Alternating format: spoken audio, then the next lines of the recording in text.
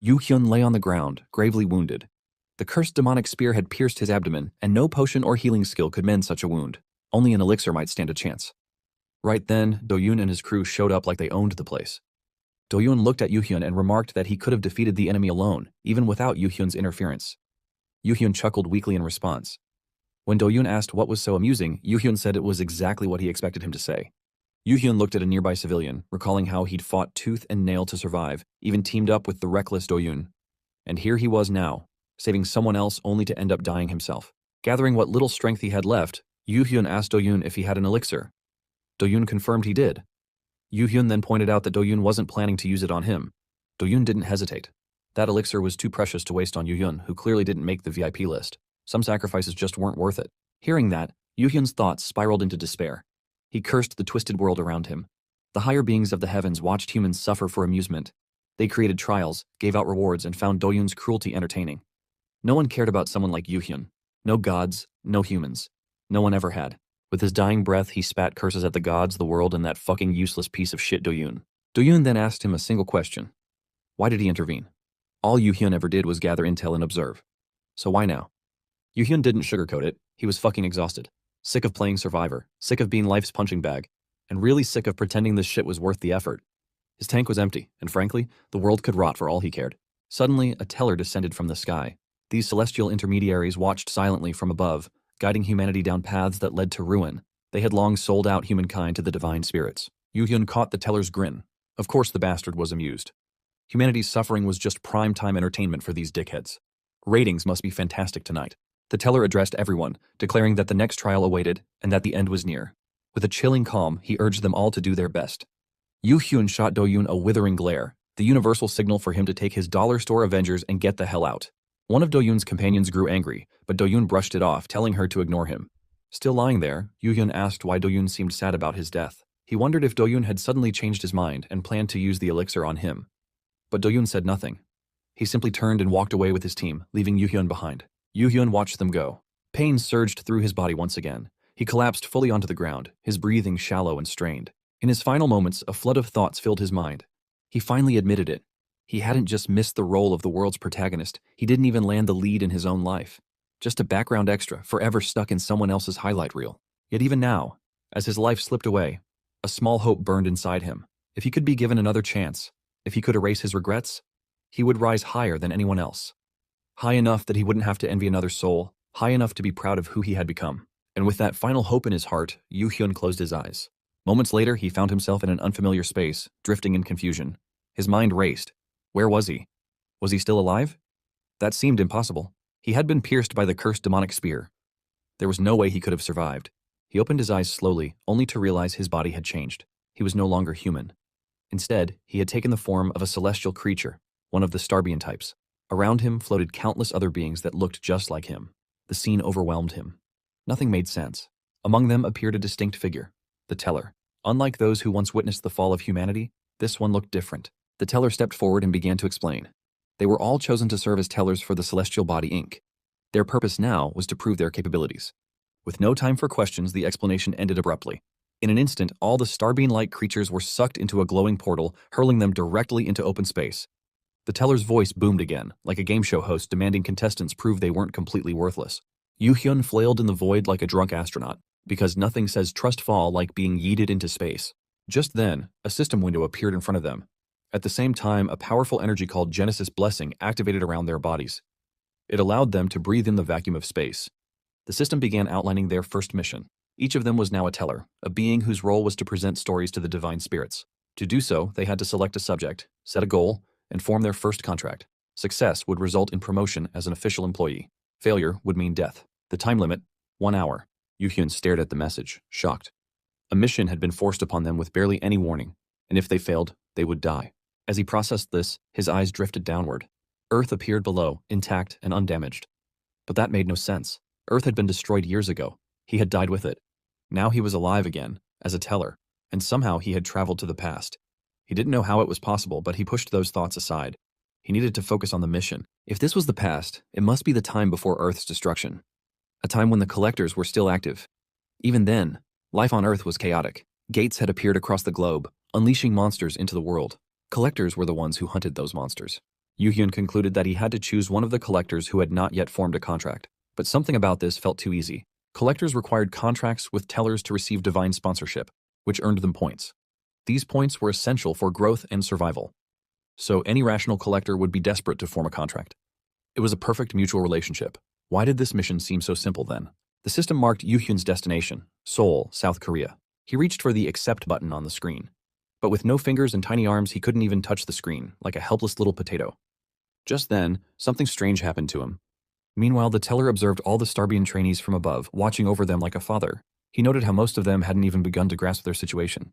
This round was starting to look just as dull as the last.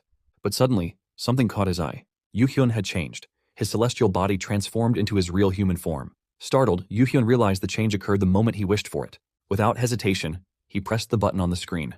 In an instant, his body vanished from the space. The other Starbeans were shocked by what they saw. They murmured among themselves, surprised that someone had changed appearance so quickly. Even the teller was stunned. Newborn tellers typically took 2 to 4 weeks to achieve that transformation, but Yu-hyun had done it in just 3 minutes. This mission, the teller thought, might turn out to be far more interesting than he had expected. The scene shifts to South Korea, deep within the heart of Seoul City, where Yu-hyun now arrives. He scans his surroundings and quickly recognizes the place. It was the Collector Association, a facility that had been reduced to ashes once the apocalypse began. But there was no time for emotions. He focused on the mission. Opening the system window, he analyzed the interface. Red dots indicated collectors already under contract. Blue dots represented those who were still unclaimed. He realized the mission wasn't just about forming any contract, it was about choosing the right person.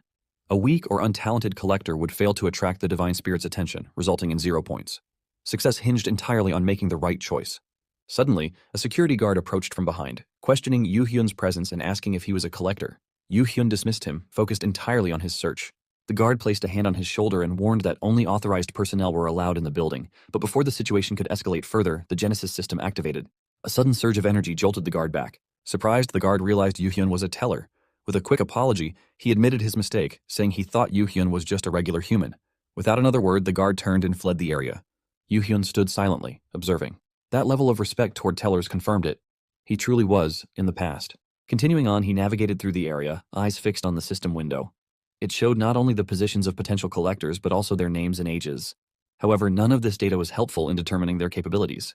He couldn't afford to interview every person one by one, there just wasn't enough time. Then something strange caught his eye. Floating just above people's heads were glowing books. No one else seemed to notice them. These weren't a part of the Genesis system. Realization struck him. This had to be his own exclusive skill. He checked the system clock. Time was running low, but he still had a little left. Acting quickly, he reached for one of the books hovering above a nearby man's head and pulled it toward himself. It worked. The book floated into his hands and he could read it. He began scanning the contents and was stunned. The information inside was extremely powerful, an ability that could completely shift the odds in his favor. Elsewhere, the teller watched Yu-hyun like a teacher monitoring that one kid who still hasn't started the exam. Everyone else had already sold their souls like responsible adults, but this idiot was still checking the contract for loopholes. The teller had high hopes, especially after Yu-hyun had transformed so quickly. But now, with only 1 minute remaining, his expectations began to fade. It looked like the mission was as good as over, regardless of how talented Yu-hyun might be. As Yu-hyun continued reading the mysterious book, a deeper understanding began to form. In the mixed world he now existed in, even abstract concepts could take physical form. Myths, legends, heroic tales, and horror stories. Everything once imagined could now manifest as reality. Physical and spiritual realms had fused together to create the fabric of this world. In such a place, even acquiring extraordinary abilities wasn't beyond the norm. The book not only revealed its subjects' powers but also detailed the lives they had lived. Yu-hyun wondered if there might be a book like this about him too, though he didn't expect one. Still, the thought left him slightly disheartened. He also noticed the books came in different colors and pondered their meaning. Upon observing more, he noticed that so far he had only seen bronze and silver books. But he was certain that gold ones existed too. The color represented the quality of a person's life, while the aura surrounding the book indicated their potential. Even if a book appeared bronze, a silver aura meant the person held untapped talent and could grow stronger. This ability to judge collectors before forming a contract gave him a massive advantage. With this realization, he devised a strategy. He would travel to areas filled with blue dots, uncontracted collectors, and search for the one with the highest potential. Without hesitation, he teleported away to begin his search. Moments later, Yu-hyun found himself lying on a road, frustrated. Despite visiting multiple locations, he hadn't found anyone worthy. Time was running out, yet he couldn't bring himself to settle for anything less. Not when he knew that somewhere out there, a golden book existed. He blamed the cooldown time on his teleportation blessing, which prevented him from moving as quickly as he needed. Just then, He stopped a passerby and asked for the current year. The woman answered, 2026. That confirmed it. He had arrived 5 years before the end. Now he had to recall who among the future greats had not yet risen during this period. Someone bound to make their debut in the next 6 months. 3 names surfaced in his mind, the miraculous 3. Bang Sung had hidden his identity too well, and with so little time, finding him would be impossible. Kwan Inbeom was still in the United States, making him equally hard to reach. That left only one option, Sword Empress, Kang Hiram. Among the 3, she was undoubtedly the strongest.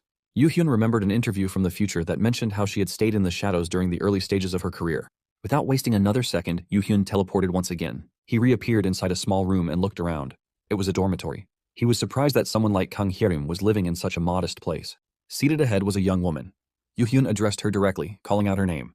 Startled, the baddie Kang Hiram turned with wide eyes, looking like her private show had been gatecrashed. She wasn't sure if he was a stalker or just dumb lucky. Her first instinct wasn't fear, it was fury with a hint of scandal. She threatened to call the police if he didn't leave immediately, but Yu Hyun wasn't paying attention to her panic. His eyes were locked onto the glowing golden book floating above her head. He had found it. Yu Hyun looked at her and confirmed her identity. She was indeed Collector Kang Hiram. Startled, she admitted it, still unsure of who he was.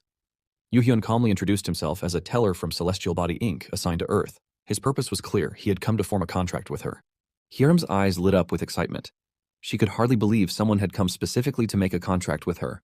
At the same time, Yu Hyun questioned internally whether he had chosen the right person. Still, he reassured her, affirming his decision to form the contract. Hiram hesitated, admitting her abilities were poor and that she couldn't even fight. She explained how everyone around her had always said so. It was the reason she had given up becoming a collector and had started preparing for a civil service exam instead. Yu Hyun realized why she was living in such modest conditions. She hadn't awakened to her own talents yet. He assured her that those negative opinions came from people who didn't understand the true value of her ability. When she asked if he truly believed that, he answered with firm confidence. As a teller, someone who shaped stories for the divine spirits, his judgment carried weight. He told her that her potential would soon unfold. She simply needed to sign. Encouraged, Hiram agreed to become a collector. Yu Hyun confirmed that she was more than qualified. As she looked around for a pen, Yu Hyun handed her one. She signed the contract, completing the process just in time. With the mission complete, a system window appeared, informing Yu Hyun that he would be promoted to full-time employee as a reward. A wave of satisfaction washed over him. He remembered the vow he made before dying, to live a life without regrets. He turned to Hiram and expressed his excitement about working together. She smiled brightly and said she would do her best. Reflecting on her future persona, the Sword Empress, Yu Hyun recalled how noble she had once seemed. There were even rumors she came from a wealthy family. But in reality, she was so different from the image. He reached up and retrieved the golden book floating above her head. Opening it, he began reading but quickly froze in surprise. The book revealed 3 main character specializations. One of them even held the story of Chuk Jung-hyun. These were talents ranked among the highest, yet 2 of them remained dormant. If she awakened all 3, the results would be astonishing. Yu Hyun asked her if she was aware of her talents. Hiram responded shyly. She believed her talents were weak, explaining that during basic training, they had been advised not to share that kind of information, but now, they were in a contractual relationship. She finally told him her talent's name, Goryeo-era Swordmaster. She assumed it sounded ridiculous. Yu Hyun was stunned. A talent of that caliber was highly coveted, yet she thought it was meaningless. He asked if she had told anyone else about her talents. She confirmed she hadn't. People usually never asked, and she had always felt embarrassed. Worried, she asked if he was disappointed by her weird talent. She feared he might back out, which would leave her without support. But Yu Hyun assured her he wasn't disappointed at all. Just then, a new system window appeared. Yu Hyun informed her he had to step out briefly. She asked how long he'd be gone, and he admitted he wasn't sure, but it wouldn't be quick. Before leaving, he asked what kind of equipment she used. Hiram said she used a shield.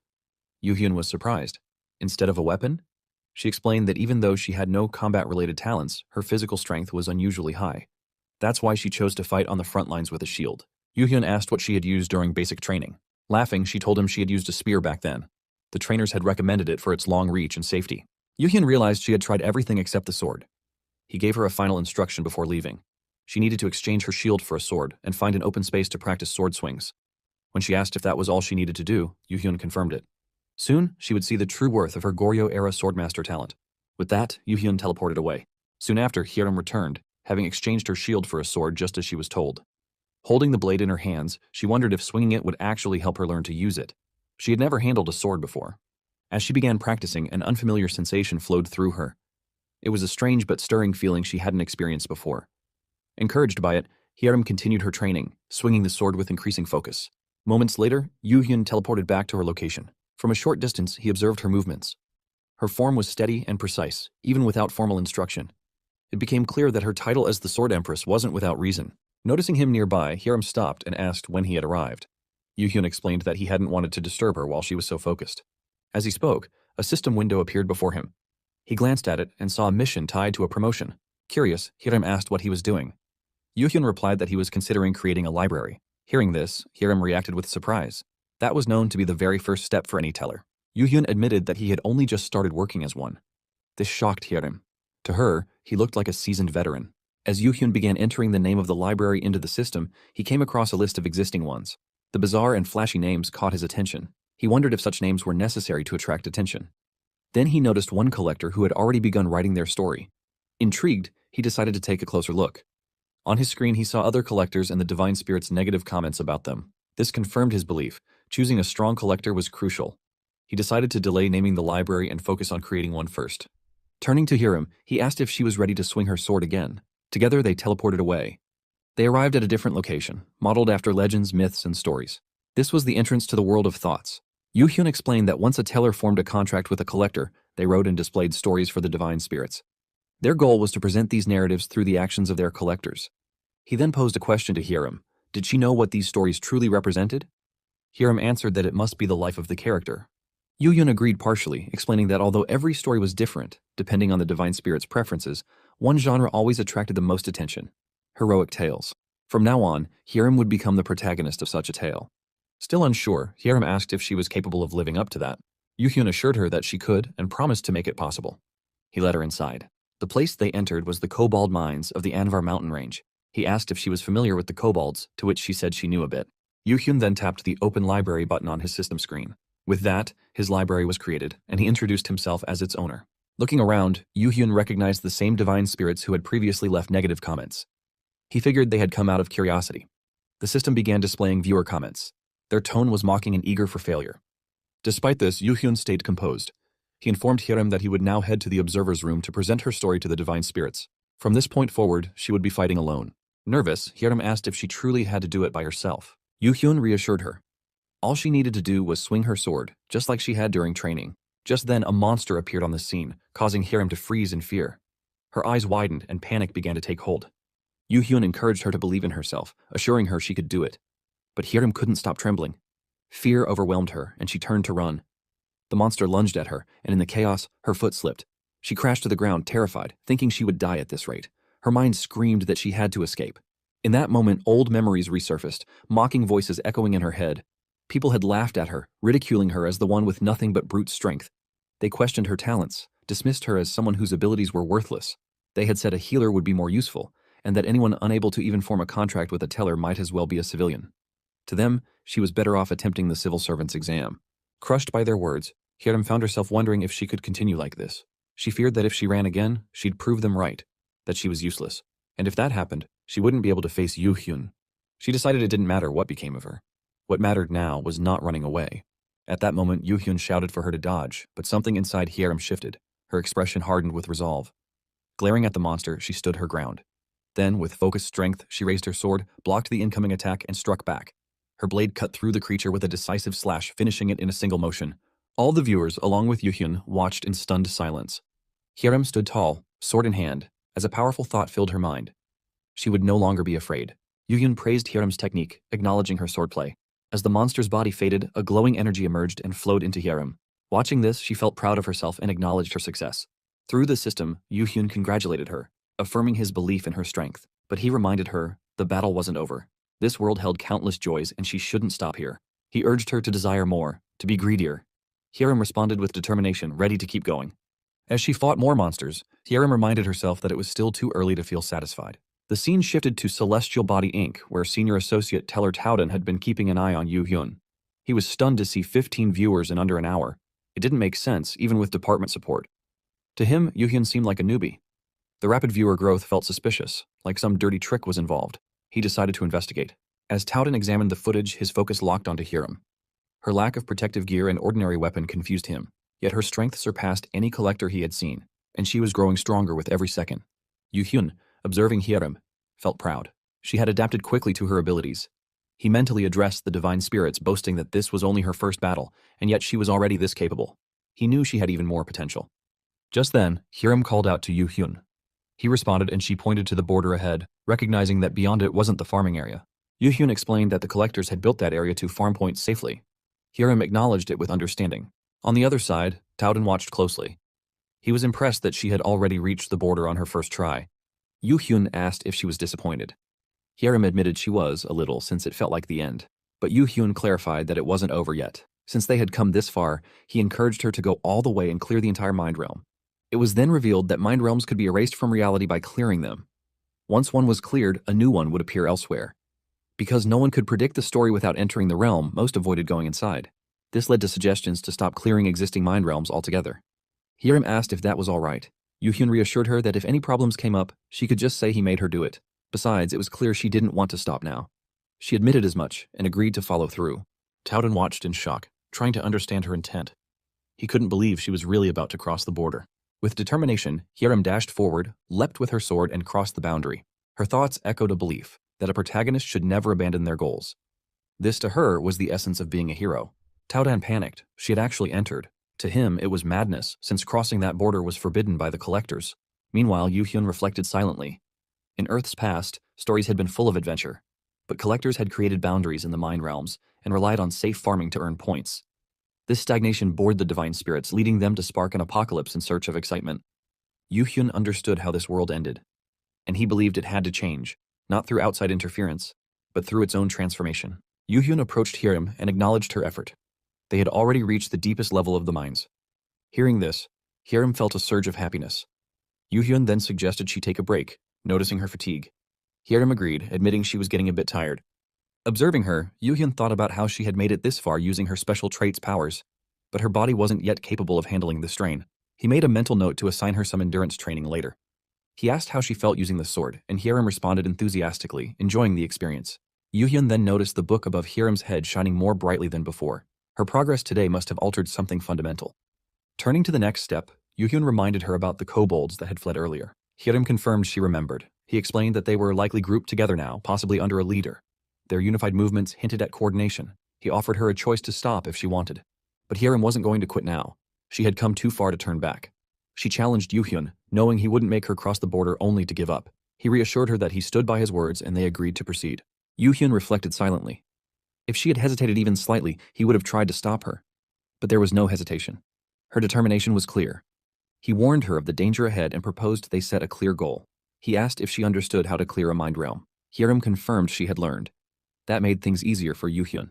He explained that this mind realm's condition required a raid. The goal was to kill all the kobolds, especially their leader. Unlike other complex mind realms, this one was simple: defeat a specific monster to clear it. Hiram responded with excitement, ready to move forward. But Yu Hyun paused, suggesting she switch her weapon first. She was surprised and asked why. He explained that her current sword wouldn't survive the battle. For a free item, it had served her well. Worried, Hiram asked what she should do now. Yu Hyun reminded her that she had earned plenty of points along the way and mentioned he had picked out the best options for her. She asked if there was a discount, and he joked that he needed to earn a living too. With that, Hiram used all her TP points to purchase a new sword. Yu Hyun admired the new weapon, noting how modern it looked compared to the old one. Hiram, however, lamented her lost points. Yu Hyun reassured her she could earn them back and it was time to move. Soon, Hiram advanced to the area where the kobold leader and other monsters were gathered. Filled with frustration, she blamed them for breaking her previous sword. Without holding back, she leapt into action and began slaying the monsters one by one. Eventually, she reached their boss and ended the fight by slashing its throat. With that, her mission was complete. Later, the scene transitioned to a peaceful cafe where Hiram sat happily, enjoying a meal. She expressed her delight after tasting cake, amazed that something so delicious existed. Yu Hyun asked if it was really that good. Hiram confirmed with excitement, still stunned by the taste. She felt lucky to have earned enough points from clearing the kobold mines to enjoy such a reward. Yu Hyun found her reaction amusing, saying she could eat cake all day if she kept performing like this. Hiram lit up at the idea and asked if it was really possible. Yu Hyun explained that point usage was her decision, but any weight gain from non-stop cake would also be her responsibility. Hiram found the comment rude and shifted the topic. She reminded him that he had mentioned knowing about her special trait. She had learned a little while fighting, but wanted to know what exactly the Goryeo Age's swordmaster meant. Yu Hyun responded with a question of his own, asking if she had ever heard of Chuk Jun-kyung.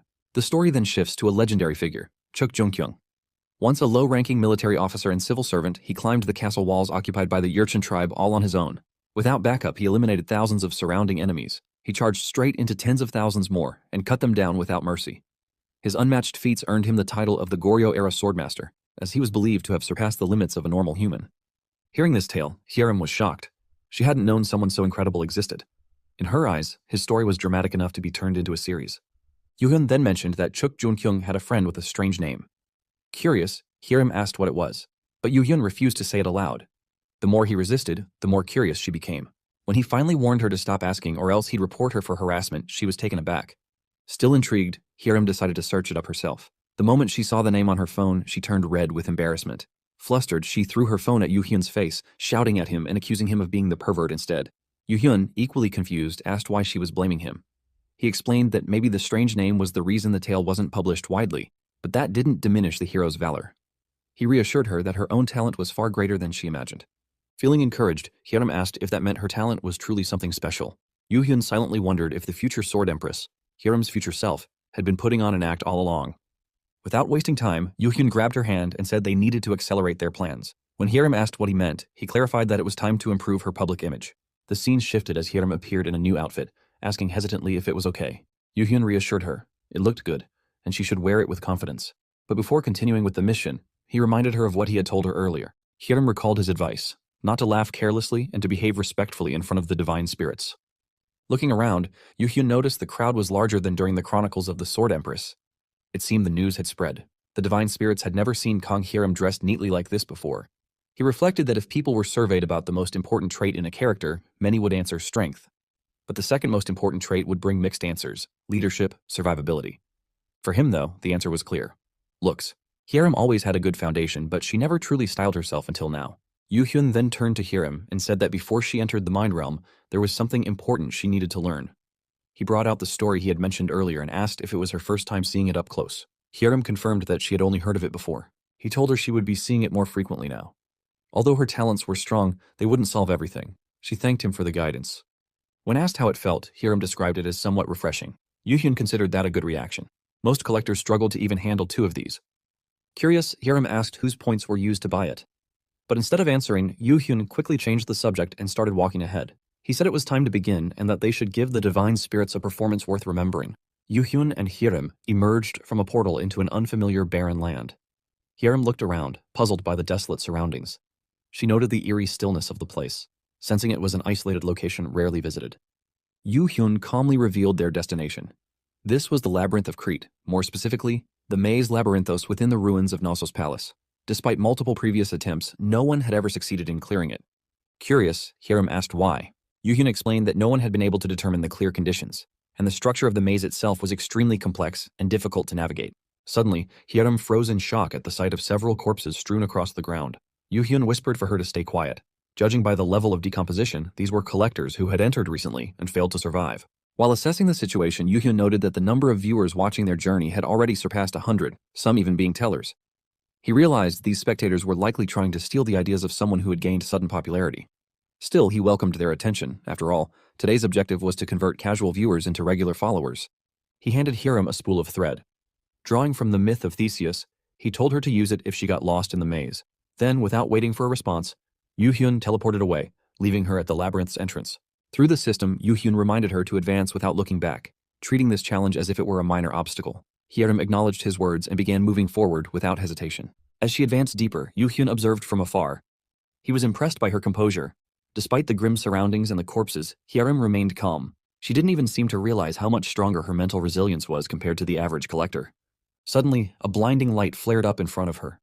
A monstrous figure appeared and charged toward her with a deafening roar. Without flinching, Hyerim raised her sword and struck the beast with a clean slash, shouting a bold remark about turning it into cowhead soup for dinner. Startled, Yoo-hyun muttered to himself, disapproving of her corny line, though unable to hide his surprise at her guts. The monster continued to attack, and Hyerim engaged it fiercely. Yoo-hyun observed closely and warned her that this beast, the Minotaurus, was far tougher than any kobold she had faced. Its skin was thick and resilient, making it difficult to injure. Defeating it would require wearing it down with repeated attacks and delivering a decisive final blow. He called out to her, asking if she was listening. But what he saw next left him speechless. Hyerim showed no sign of retreating. Instead, she pressed forward with determination. In that moment, he realized she had already awakened her sword aura. It was explained that sword chi, also called sword aura, is a skill available only to those who have reached a certain threshold. This ability allows a user to imbue their own chi into a weapon, wielding it with greater power. Most characters don't develop sword chi naturally and instead acquire it as the story progresses. However, Kang Hyerim had managed to develop this skill entirely on her own. With this newfound power, Hyerim delivered a powerful slash to the monster, instantly defeating it. The viewers were thoroughly impressed. Their excitement showed through as they began donating TP points to Hyerim. Yuhyun noted that he hadn't even had to intervene, yet the number of subscribed spirits had doubled. Their growth was accelerating at an incredible pace. Suddenly, Hyerim sensed something unusual. She realized that although she had defeated the elusive being, she still hadn't cleared the mind realm. Yuhyun clarified that the mind realm was not over yet. He explained that many wondered why the labyrinth still stood intact despite the elusive being's defeat. The labyrinthos didn't end simply because the Minotaurus was taken down. He reflected that even in his past life, many had attempted to clear Minotaurus, but none succeeded. The reason was that they hadn't discovered the correct method to clear the labyrinth. One day, a scavenger managed to clear Labyrinthos, revealing the secret to Yuhyun as well. The way to clear this place was by escaping the labyrinth itself. Hyerim understood and concluded that all she had to do was follow the thread she had unraveled. Yuhyun confirmed this but warned that following the thread would lead her back to the entrance. Typically, labyrinth and maze exits were located far from the entrances. Curious, Hyerim asked where the exit was. Looking upward, Yuhyun pointed to the ceiling.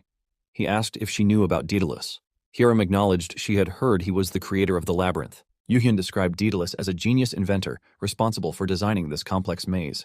The problem was that someone had managed to escape what was meant to be inescapable.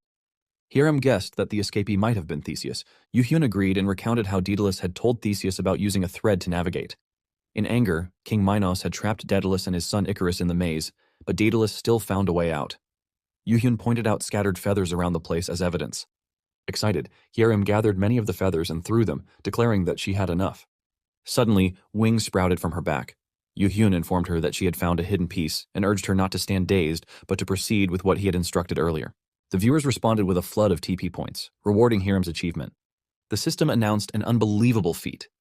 Hyerim had cleared the mental realm all by herself. Hyerim returned to her room and asked Yuhyun what he thought. He replied that they looked great. Feeling happy, Hyerim declared that she was now a full-fledged collector. She added that considering the points earned this time, she was not the same as before. Yuhyun, irritated, told her to stop doing that. Hyerim teased him, saying not to be shy and claiming her looks even affected divine spirits. She accused him of pretending not to like her when he actually did. Yuhyun angrily warned her to stop unless she wanted to get hit. Yuhyun then asked if she had visited the association yet. Hyerim said not yet and wondered why he was asking. Yuhyun insisted it was time for her to update her class. He explained she couldn't remain in class 9 forever and needed to advance to higher classes to earn more money. Hearing the word money, Hyerim instantly became excited. She flew out through the window saying she would go right away. The scene shifted to inside the association, where two men noticed Hyerim and whispered to each other. One asked if the other remembered a collector like her. The second man remarked that she had an extraordinary aura, unlike any average collector, and that she was gorgeous. Yuhyun warned Hyerim not to show her wings off inside the place. Hyerim assured him she had no such thoughts. A man sitting nearby welcomed them and asked how he could help. Yuhyun noticed the man was nervous due to Hyerim's spirit and thought he knew that feeling from his last life. Yuhyun explained that they were there to claim the reward for clearing a mental realm. Hearing this, people nearby started whispering.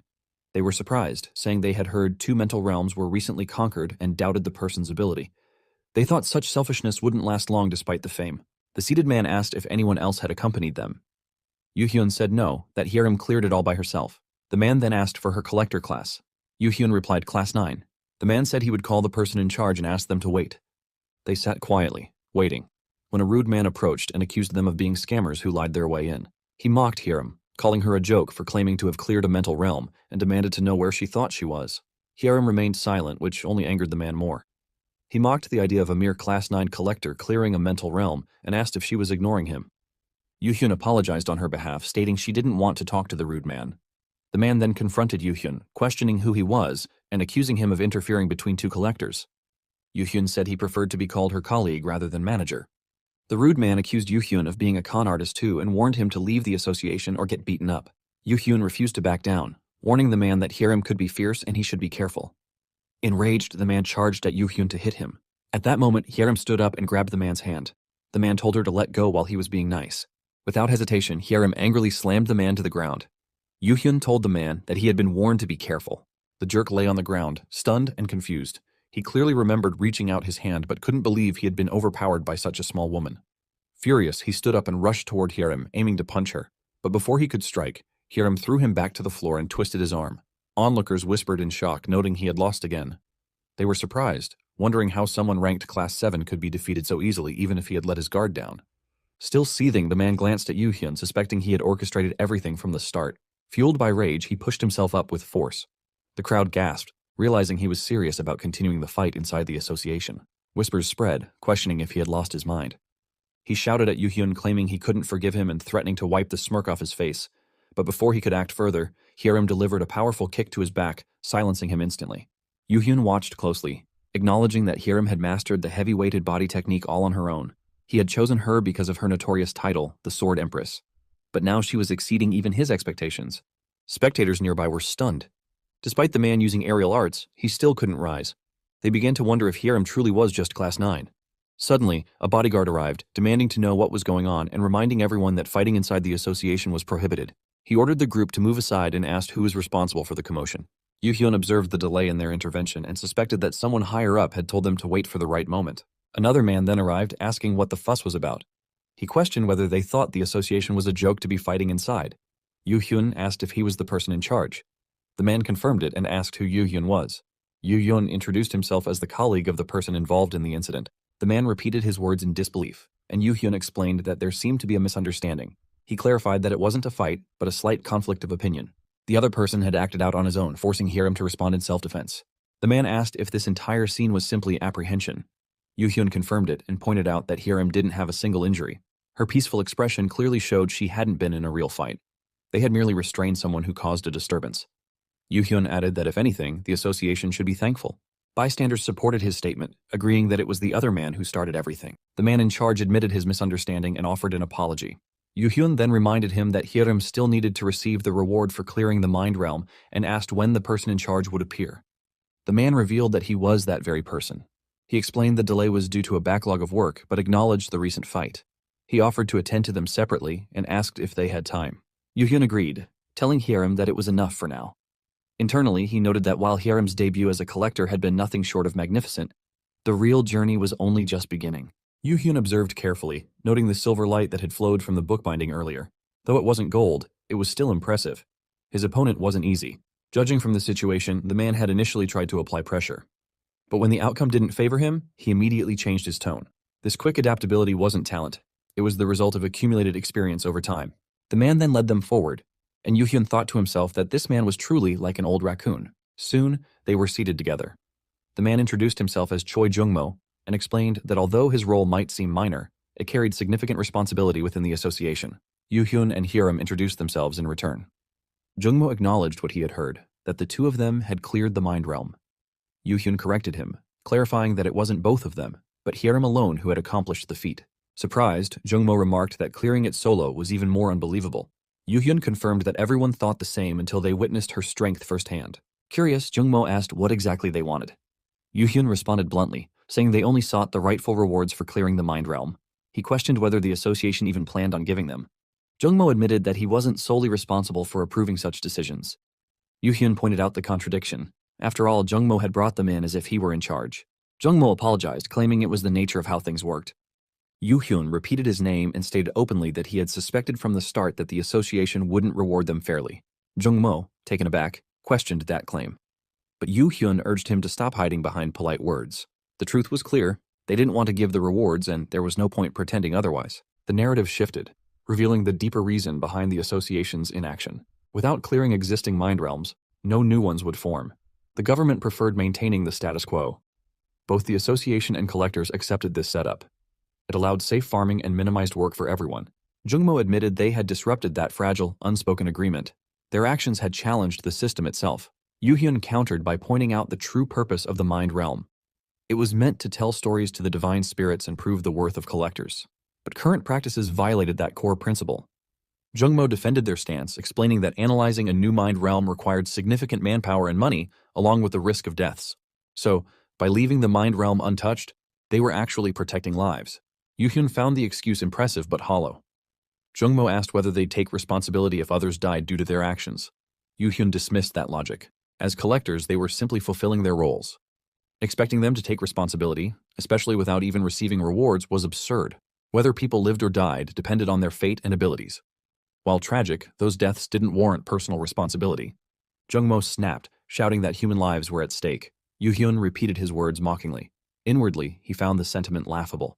He questioned how many lives had already been lost due to the association's inaction. He then addressed the core issue.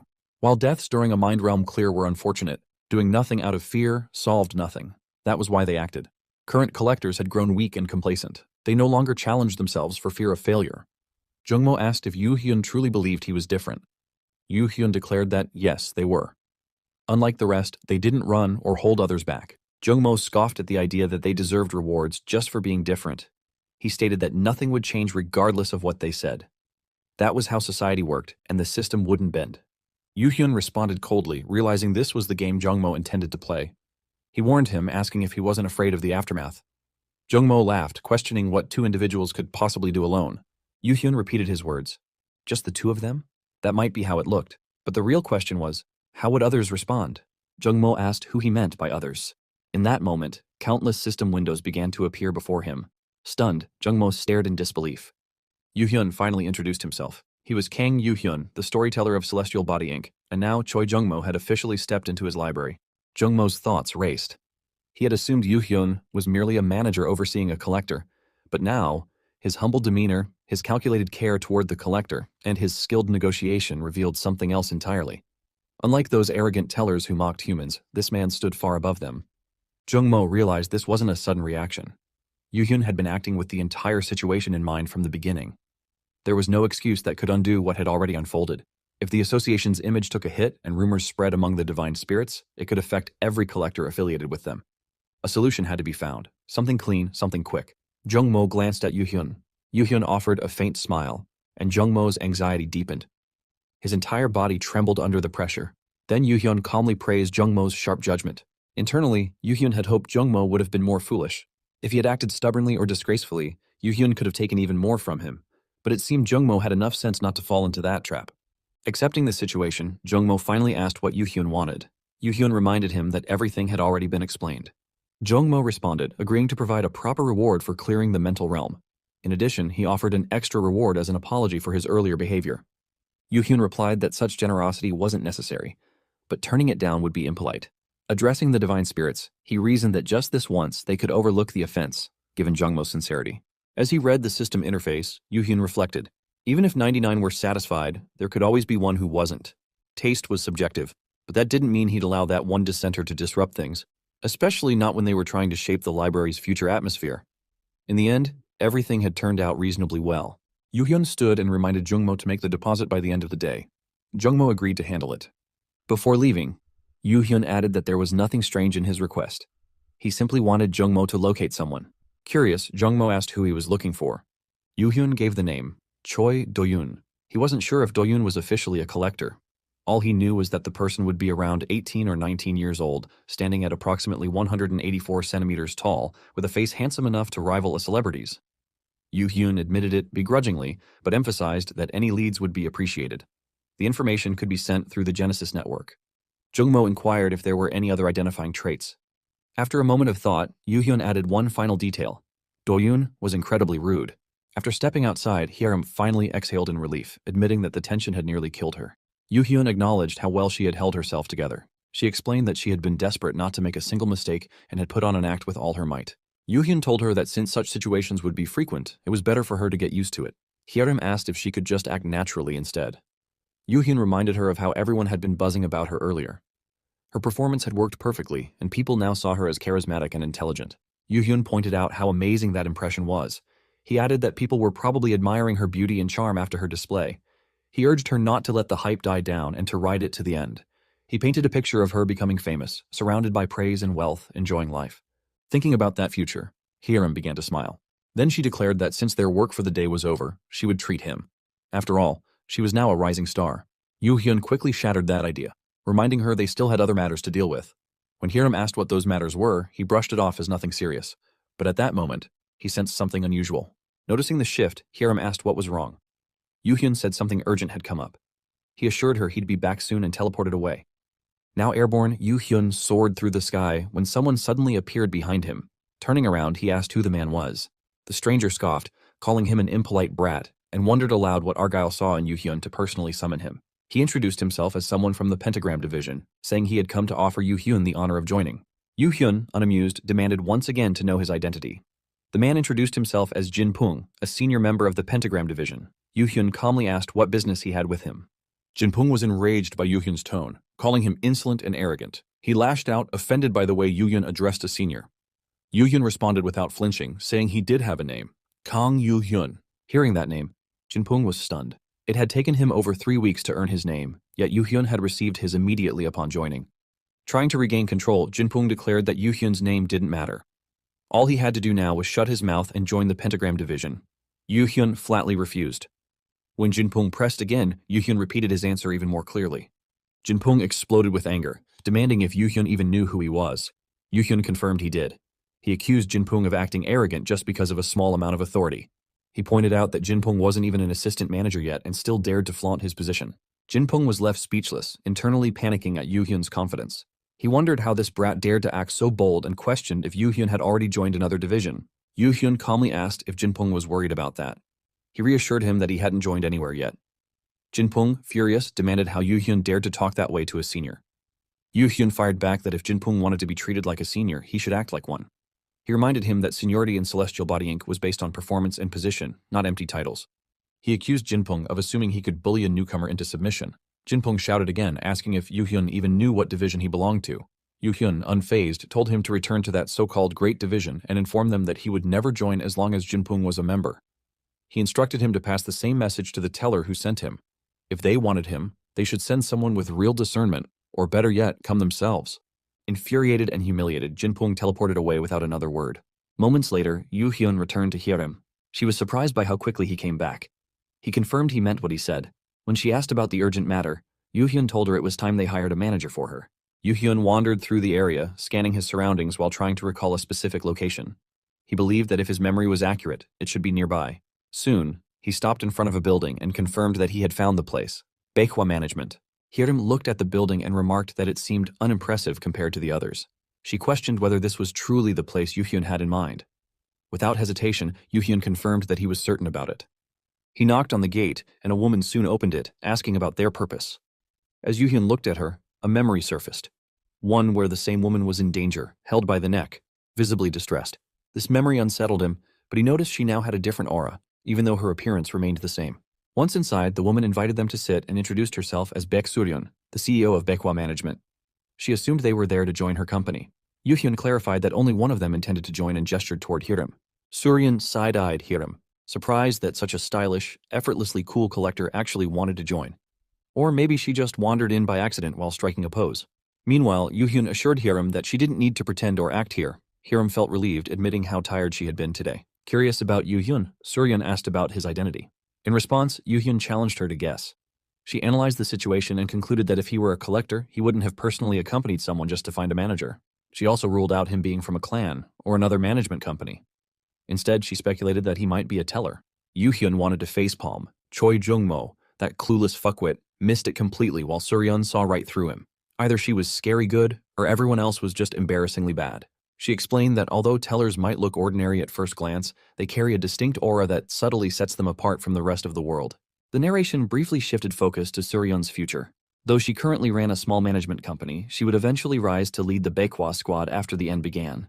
In an era where power determined everything, her strategic mind, foresight, and charisma would elevate her to the position of captain, leading many through chaotic times. Back in the present, Yu Hyun confirmed her guess. He revealed his identity as Kang Yu Hyun, a teller from the Celestial Body Inc. Suryeon's face practically glowed like a kid who just found out McDonald's started serving alcohol. Holy shit, a collector and a teller had stumbled into her dumpster fire of an office? Either this was her lucky day or the universe was pranking her before pulling the rug. Probably both. Hiram puffed up like a prize peacock, announcing Yu Hyun wasn't just any teller, he was extraordinary. Suryeon, intrigued, asked how the two of them had met. Instead of answering, Yu Hyun shifted the topic and asked if he could see the contract. Suryeon repeated the word in surprise, excited by the prospect. Yu Hyun confirmed his intent, suggesting they make a contract and proceed to discuss the terms. A short while later, Baek Suryeon was seen signing the contract, finalizing her official role. As they settled the paperwork, Hiram curiously asked about a manager's usual responsibilities. Suryeon broke it down like she was explaining shit to a kindergarten class. Apparently, being a manager meant becoming some collector's personal slave, micromanaging their pathetic diets, wiping their asses schedule-wise, playing travel agent for their spoiled asses, and even whoring out their talents to the highest bidder. What a fucking joke. These so-called elites couldn't take a piss without an assistant holding the bottle. Hiram was surprised by the wide range of duties and asked if there were other employees to help. Suryan replied with a cheerful no, but assured them she could handle everything herself. She mentioned her past experience working for a well-known clan before starting this office. However, her tone shifted briefly to a more somber one as she admitted that she even intended to do the driving, but lacked the funds to purchase a vehicle after setting up the office. Yoo-hyun, intrigued, asked if she could drive. Suryan flexed her qualifications like a LinkedIn profile on steroids. First-class license, heavy vehicle permit, forklift certified, and welding skills. Basically auditioning to be the Mary Poppins of the supernatural world, practically perfect in every fucking way. Just trust her. She's basically the Swiss Army knife of mismanagement. If useless skills were currency, she'd be a fucking billionaire. Yoo-hyun reassured her there was no need to worry. He would personally handle the selection of mind realms, character recruitment, and scheduling matters. Since Hiram's name had yet to be officially recognized, Suryan's duties wouldn't begin immediately. Still eager to help, Suryan asked if there was anything she could do. Yoo-hyun replied that for now, there wasn't, but something would likely come up soon. As he considered Hiram's future growth, Yoo-hyun thought to himself that they would need to pursue something big very soon. When that moment arrived, Baek Suryan would be so occupied she wouldn't even have time to sleep or rest. He then told her they would get in touch when the right moment came. Suryan accepted that and wished them a safe journey back. Before leaving, Yoo-hyun asked her if she had a dream. This sparked a memory from his previous life. A quiet moment during the chaos where he had once asked her what she would do once the tribulation ended and the world returned to normal. She had replied that life hadn't been good even before the end. But if she had to think about what she wanted to do afterward, she had something in mind. Back in the present, Suryan smiled and said she just wanted to make a ton of money. Hearing this, Yoo-hyun smiled inwardly, recognizing her as the same Baek Suryan he had always known.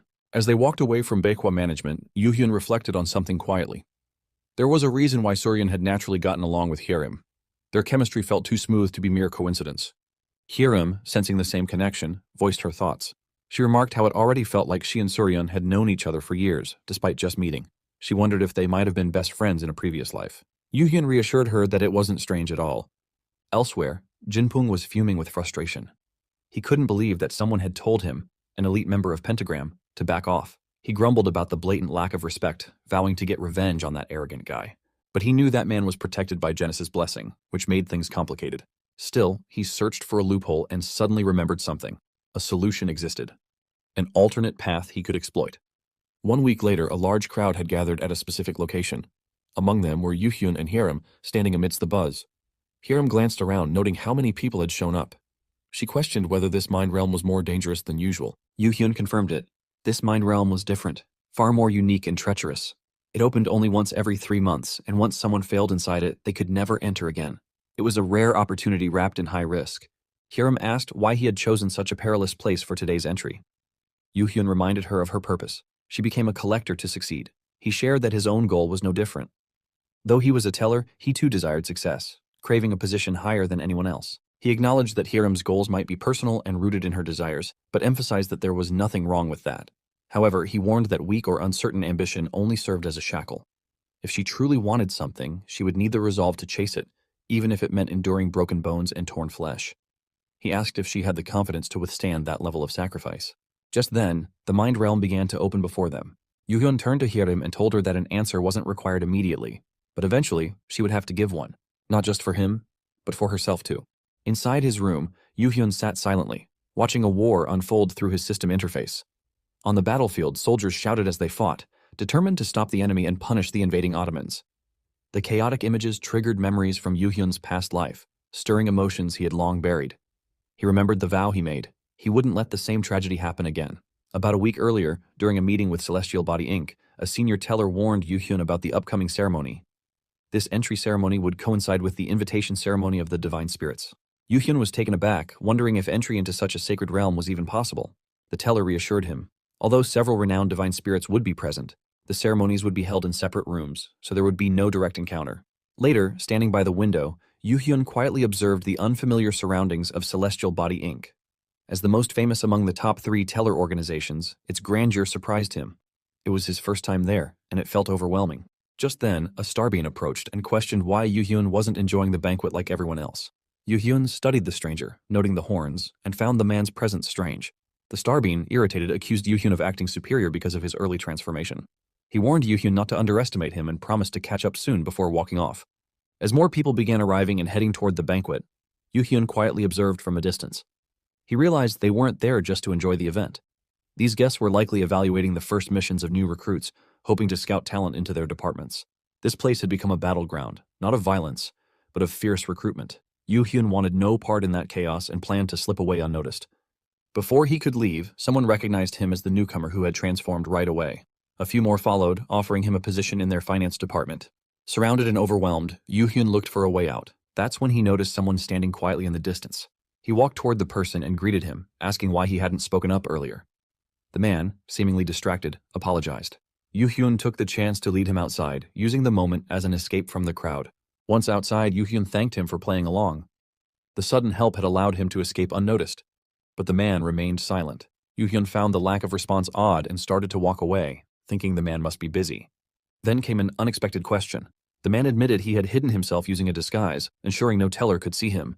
Yet Yu-hyun had spotted him. He wanted to know how. Startled, Yu-hyun turned around. His instincts warned him. This man was dangerous. When asked what he wanted, the man claimed it was mere curiosity. He had no intention to cause harm, at least, not yet. But he pressed again, demanding to know how Yu-hyun had seen him. Yu-hyun responded calmly. He hadn't seen the man directly, but had noticed a black book floating in the air. Focusing on the book had revealed the man. It was a unique ability. His sharp perception allowed him to see what others couldn't. He admitted to being unsure at first, but after confirming no one else had noticed the figure, he acted on that insight. The man seemed doubtful. Yu-hyun insisted on the truth, explaining that he was unlike other tellers. The man acknowledged the difference and accepted Yu-hyun's sudden approach. Then, with a faint smile, he suggested they make a bet. Yu-hyun asked what kind of bet. The man explained it simply. Yu-hyun had to guess his identity. If he guessed right, he would receive a fitting reward, but if he guessed wrong, then Yu-hyun would have to take responsibility for disrupting the man's entertainment. Yu-hyun could sense the man's confidence. He was certain Yu-hyun wouldn't guess his identity. But that was fine. All Yu-hyun needed was a glimpse at his book. Reaching out, he tried to open it, but the book didn't budge. No matter how much strength he applied, it remained sealed. Yu-hyun realized with growing unease that this man's power was overwhelming. The book was untouchable. In that moment, a past conversation with a teller echoed in his mind. In the mixed world, one couldn't act beyond their level. The power of the story itself restricted such attempts. Even among powerful beings, order was enforced. The teller had mentioned that renowned divine spirits would be present, but they wouldn't be in the same room as the new initiates. Yu-hyun began piecing things together.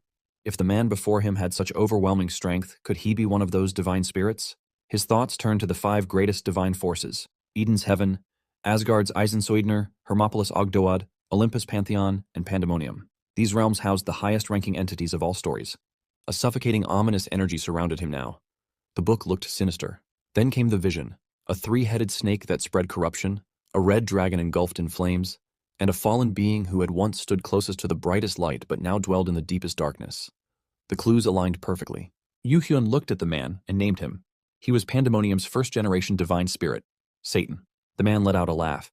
He confirmed Yu-hyun's answer and admitted he hadn't expected him to figure it out. The bet had been partly in jest, but Yu-hyun had still surprised him. When asked if he had truly been joking, Satan admitted it would have made more sense for Yu-hyun to punish him for sneaking into the ceremony. After all, he wasn't in a position to be the one issuing punishment. But Yu-hyun didn't believe a word of that. Satan was a being who always kept his promises. If Yu-hyun had lost, there surely would have been consequences. The lie was obvious. Satan acknowledged his loss and turned to fulfill his end of the deal. He recalled that Yu-hyun would soon create his own library to showcase a story. Confirming it, Yu-hyun nodded. Without hesitation, Satan made his offer. He would become the sponsor of Yu-hyun's library. Yu-hyun pondered Satan's offer. A sponsorship from such a high-ranking divine spirit was beyond anything he had expected. Even a mid-level 3rd-generation divine spirit would have been a rare blessing. This was a once-in-a-lifetime opportunity, an ultimate chance that might never return. Accepting it could change everything, but despite the temptation, doubts crept in. Was this truly the right path? After a moment's pause, Yu-hyun made his decision. He respectfully declined the offer. Satan, unfazed, asked for a reason. Yu-hyun explained that while the sponsorship would indeed benefit his library, it would come at a heavy cost. He would lose his freedom. The autonomy of his own library would no longer be his. In the worst-case scenario, even the divine spirits from Eden might turn hostile. Satan acknowledged his reasoning and reminded him that the benefits would still be considerable, but Yu-hyun stood firm. Pandemonium's divine spirits were indeed powerful, especially Satan, one of the 7 executives. It was an honor to be approached. Yet working with him would confine Yu-hyun to the limited scope of Pandemonium's world. Even the authority of the library would shift into Satan's hands. Yu-hyun believed in the limitless stories he could shape in the future. The path ahead was one he had to walk freely. So he refused the offer, confident that Satan, in his wisdom, would understand. Satan laughed. The thought that someone would dream bigger than pandemonium itself was amusing to him. Yu-hyun tried to clarify, but Satan assured him it was a sincere compliment. He admitted that by sponsoring the library, he would have gained ownership of it, and in doing so, Yu-hyun would have surrendered his potential. Instead, Yu-hyun had chosen the difficult path over the easy one.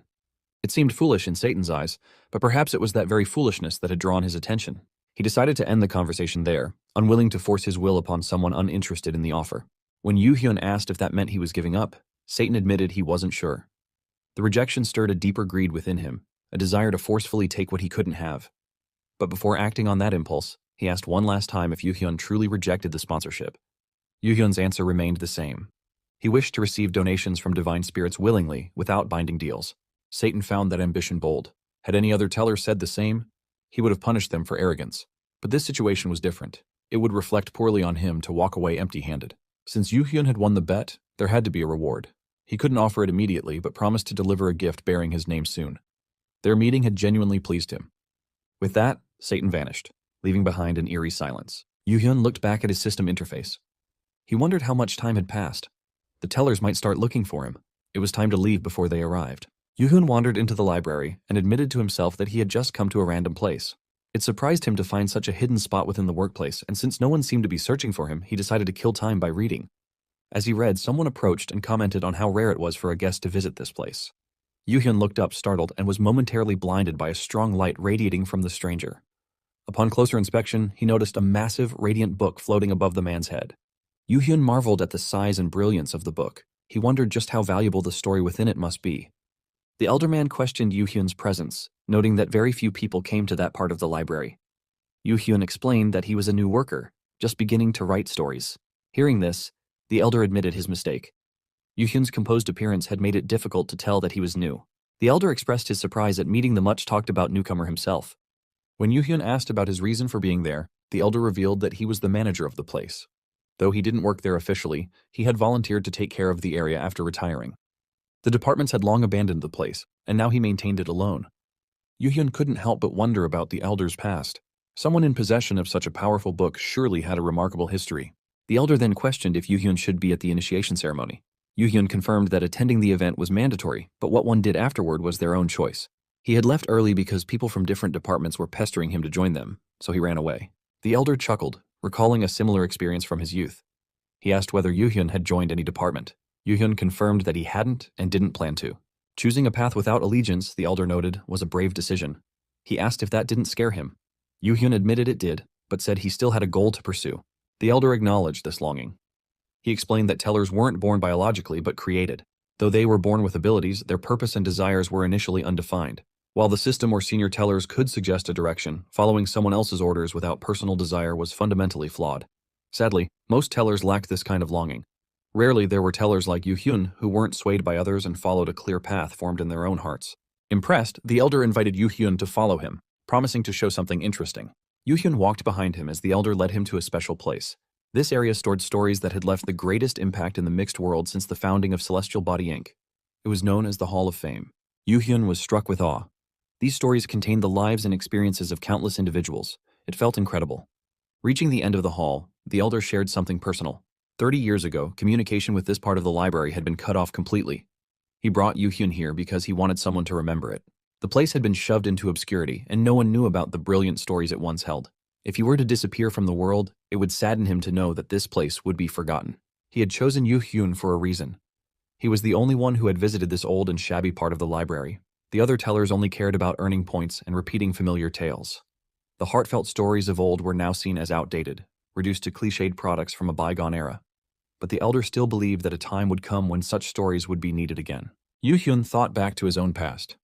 If Choi Do-yoon had survived and passed the trials, perhaps he too would have earned a place in this Hall of Fame. It inspired Yu-hyun to follow a similar path. He thanked the elder for giving him such a meaningful experience. At that moment, the system alerted him that the initiation ceremony would end in 10 seconds. Yu-hyun turned to the elder and asked for his name. The elder smiled and said that if Yu-hyun ever returned to visit, he would reveal it then. With those words, the system announced that the initiation ceremony had officially ended, and Yu-hyun was teleported away. Hiram watched the battlefield unfold before her, visibly shaken by the chaos. Yu-hyun reminded her to stay focused amidst the storm. She questioned if the place was truly a war zone. Yu-hyun confirmed it, explaining that this was the siege of Constantinople, the final war that marked the fall of the Eastern Roman Empire. Over 150,000 Ottoman troops had fought in this decisive battle, ending the medieval era and ushering in a new one. Learning that they were on the Roman Empire's side, defending the castle made Hyerim even more uneasy. Yu-hyun confirmed it, knowing the importance of this moment. In his previous life, Kang Hyerim had awakened her powers here for the first time, earning the title of Sword Empress. For the current Hyerim to unlock the rest of her potential, this event was crucial. Hyerim asked if Yu-hyun was truly seeing what she was seeing. He confirmed, observing everything clearly. She expressed doubt, wondering if they could even win. With so many collectors present, she had assumed things would be easier. But she realized how wrong she was. Yu-hyun clarified the scale of the challenge. Even 500 collectors wouldn't be enough. The defense force numbered only 7,000, while the attackers stood at 150,000. And that was just the frontline force. If the support troops were counted, their numbers would rise to nearly 300,000. Hyerim questioned whether they stood any chance at all, and why so many collectors had chosen to come here. Yu-hyun explained the reason. Over 2,000 divine spirits were currently watching the battlefield. It wasn't just about the library. It was a rare chance for everyone involved to demonstrate their strength before a massive divine audience. Even the divine spirits themselves benefited, gaining insight into collectors previously unknown to them. Yu-hyun was certain that divine spirits from other libraries were also observing Hyerim with interest. Hyerim realized that clearing the mind realm wasn't the actual goal. Everyone was here chasing their own opportunities. Yu-hyun understood it clearly. Tellers used such chances to promote their libraries to divine spirits from other systems, seeking to grow in reputation and influence. But failure had its cost. Those who couldn't prove their worth risked losing their divine spirits to rival libraries. Even so, he believed they should approach the challenge differently. They would aim to clear the mind realm, backing off only if it became too dangerous. But they still needed to show they were willing to fight. In his thoughts, Yu-hyun recalled that the original Sword Empress had failed to clear this battlefield. Though she had survived longer than anyone else, even she fell in the end. But now, the current Hyerim had caught up to that legendary status. That alone made it worth attempting. If there was even the slightest chance they could succeed, they had to take it. As the battlefield tension thickened, a man approached Hyerim offering an alliance. He proposed they team up to showcase their abilities and share the rewards. When she ignored him, his companion, a woman, scoffed at Hyerim's attitude, accusing her of arrogance for clearing a few mind realms alone. Dismissing her as disrespectful, the two walked off. Hyerim held back her frustration. She recognized their intentions weren't sincere, they only wanted to use her. Still, she stayed calm, for Yu-hyun's sake. Suddenly, the emperor appeared before them. Introducing himself as Konstantinos Dragasis Paleologos, the rightful emperor of Rome, he thanked the brave mercenaries gathered to protect their homeland. Hyerim instantly recognized him as an illusion crafted for this realm, yet his presence felt remarkably real. With preparations complete, the defenders and attackers raised their war cries. The enemy shouted for the Sultan, determined to end the war once and for all. The man and woman who previously approached Hyerim charged into battle, attacking the enemy forces. But the man quickly grew frustrated. None of the opponents were dropping any text rewards. Confused, he questioned whether this was the right place. His partner snapped back, urging him to cast another spell instead of complaining. Yu-hyun observed their struggle, slightly surprised. As the fight dragged on, the man asked when it would all end. The woman pointed out the waves of enemies pouring in, endless and unrelenting.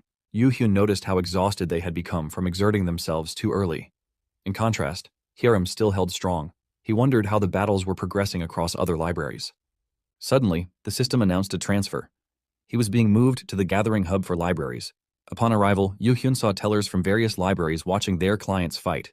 He checked on Hyerim's battle and found she had 512 viewers. He noted how confident she had become, but the tide of war was shifting. Fatigue was creeping in on all sides, and even Hyerim had slowed down. Though she still seemed stable, Yu-hyun feared that soon she too would be pushed to her limits. If she were ever cornered, he wondered what choice she would make. At that moment, a loud blast erupted behind Hyerim. Yu-hyun identified it immediately, the Orban cannon. Historically, the Ottoman Empire had used this weapon to destroy castle walls, and now it had been fired again. Chaos broke out among the defenders. Cries for reinforcements echoed across the walls. Soldiers rushed to block the opening and stop the enemy's advance. Panic spread. One man asked what they should do, fearing death was imminent. The emperor pleaded for support, appealing to the mercenaries. He asked them to help defend his people and homeland, his voice filled with desperation. Hyerim found renewed hope. She believed that if the collectors joined forces, they could push back the invaders and build a solid defense. But others around her began to falter. Some voiced their surrender, deciding to quit. Many admitted they never intended to risk their lives from the start. Hyerim tried to stop them, urging them not to abandon the defense. But one man snapped at her, dismissing the entire effort. To him, survival was the only goal. He accused her of being naive and unaware of the true nature of this place. According to him, all previous challengers had failed for a reason. The only strategy was to hold on for as long as possible, then run. Still, Hiram protested. She asked what would happen to the soldiers fighting to protect the realm, but the man coldly reminded her. They were all illusions. In anger, he grabbed her collar and shouted. The illusionary nature of the defenders made them meaningless to him. He refused to die for fake soldiers and pushed her aside, telling her to die alone if she wished. Hiram stood stunned. She couldn't believe how easily everyone had given up. Each collector had come here with personal goals, and this battlefield was meant to be the test of that resolve. Now, faced with fear, they were abandoning everything. She questioned herself, uncertain what she should do next. The Emperor stood silently, lost in thought, fully aware of the outcome. He knew all too well that the mercenaries would eventually retreat to their real world, leaving his people to perish. He had witnessed it countless times within this endless cycle of despair. Still, he couldn't stop fighting. Even in a world destined to fall, and even as a being created within an illusion, he refused to watch his people die without resistance. Bound by duty, he resolved to defy fate itself, no matter how many times he faced death. Suddenly, a warrior's shout pierced the air. The enemy's general had appeared, and the order was clear. Kill him and present his head to the Sultan. The Emperor looked toward the chaos and froze in shock. A thunderous impact shook the battlefield. When the dust cleared, the figure standing there was none other than Hiram. Soldiers around her recognized her as one of the earlier mercenaries. Some even questioned if she was Joan of Arc, awestruck by her sudden return. The Emperor, stunned by her presence, questioned why she hadn't fled. The war seemed beyond salvation. But Hiram stood firm. She didn't want to see him die in vain. The Emperor revealed a painful truth. All the other mercenaries had already run for their lives. She then asked if he remembered everything. He confirmed it, explaining that although he was created in this realm, he retained the memories. The real man behind his name likely lived centuries ago. What existed now was just a fragment of that legacy. But Hiram disagreed. To her, they were not illusions. They were living people. That belief had driven her to stay and offer help. It was the reason she remained on the battlefield while others escaped. The Emperor asked if she truly saw them as people. She responded without hesitation. A strange feeling stirred within him. It wasn't rage. It wasn't sorrow. It was something deeper, pure joy. For the first time in countless cycles, something ignited inside his heart, leaving him speechless. And with that warmth, he welcomed her belief, accepting it without question. The Emperor acknowledged her words with deep emotion. To him, the idea that their lives and the things they fought to protect held value and meaning was something he couldn't hate. He felt genuine gratitude for it. But before the moment could linger, enemies began rushing toward them, shouting to take advantage of the opening. The Emperor quickly called for time to be stalled. If they could establish a proper defensive formation, the enemies would struggle to break through. Hiram agreed without hesitation. With renewed determination, the Emperor commanded everyone to protect the front lines, their people, their nation, and their savior. Watching from afar, Yu-hyun noticed a shift. Hiram's book had begun turning silver. She had finally caught up to her past self. The system revealed a growing interest, with the number of viewers reaching 800. The anticipation built as everyone waited to see her next move. Just as a warrior was about to strike Hiram, she acted first, cutting him down with her sword. Meanwhile, two tellers approached Yu-hyun, mocking Hiram's struggle. They suggested giving up, claiming she had done enough and wouldn't last much longer. Yu-hyun turned serious. He lashed out at them with cold fury. He reminded them that they had fled and had no right to mock her. Their cowardice didn't deserve rewards, and treating collectors as machines for points was despicable. He shut them down, telling them to stay quiet if they knew their place. Back on the battlefield, the last line of defense began to collapse. The soldiers looked toward Hiram, who still fought relentlessly. In her mind, she wrestled with fear and exhaustion. She questioned why she hadn't given up yet. Death meant the end. Shouldn't she flee? But deep down, she knew that if she ran, she would lose something precious within herself. At that moment, an enemy pierced her chest with a sword. But before she could fall, several soldiers rushed in to defend her and the Emperor. They cursed the invading Ottomans and engaged the enemy, trying to protect both of them. Hiram's thoughts turned inward. She had believed in their victory, proud of having done what others couldn't. That pride had made her believe everything would go her way. But now, she wasn't sure what to do next. As the fight continued, a wave of negative comments flooded in from the viewers. Hiram's actions were being criticized, and Yu-hyun could only watch in shock. He felt helpless. There were too many viewers to control. If he didn't do something quickly, his library would collapse. He struggled to figure out a way forward. Then suddenly, everything fell silent. Yu-hyun was stunned. The divine spirits who had been speaking non-stop had all gone quiet at once. The system delivered a chilling update. The one smiling from the darkest abyss was entering the library. Yu-hyun realized with dread who it was. Satan had arrived and was amused, questioning why the atmosphere felt so tense. Yu-hyun calmly responded, explaining that everyone was simply nervous. The divine spirits were stunned by his casual response. Yu-hyun added that the arrival was a bit late. He had expected it to happen as soon as the library opened, but now, things were finally getting interesting. He was done waiting. With that, Yu-hyun teleported into the mind realm, where Hyerim lay wounded. He approached her and told her it was all over. Bleeding and exhausted, Hyerim looked at him. He urged her to give up, warning that staying any longer would cost her life. He acknowledged her efforts and reminded her that some things were beyond control. But Hyerim refused. Her voice rose in defiance. She admitted to being stubborn, knowing there were unreachable goals in life despite the effort. Yet she couldn't bring herself to quit. She recalled how everyone had told her to abandon the path of a collector, labeling her hopeless. For a brief moment she had considered surrendering. But everything changed when Yu-hyun had once told her she was talented, capable of things others couldn't do. That belief had given her strength. It helped her discover who she really was, and now she knew what she wanted. She was tired of running and had no desire to flee anymore. Yu-hyun warned her again. She would die if she stayed. But she acknowledged that too. Even so, she was determined not to quit. She apologized for being foolish, for clinging to her willpower at such a critical moment. Just then, a warrior charged at them. Hyerim saw the threat and realized she couldn't move. Her body had reached its limit.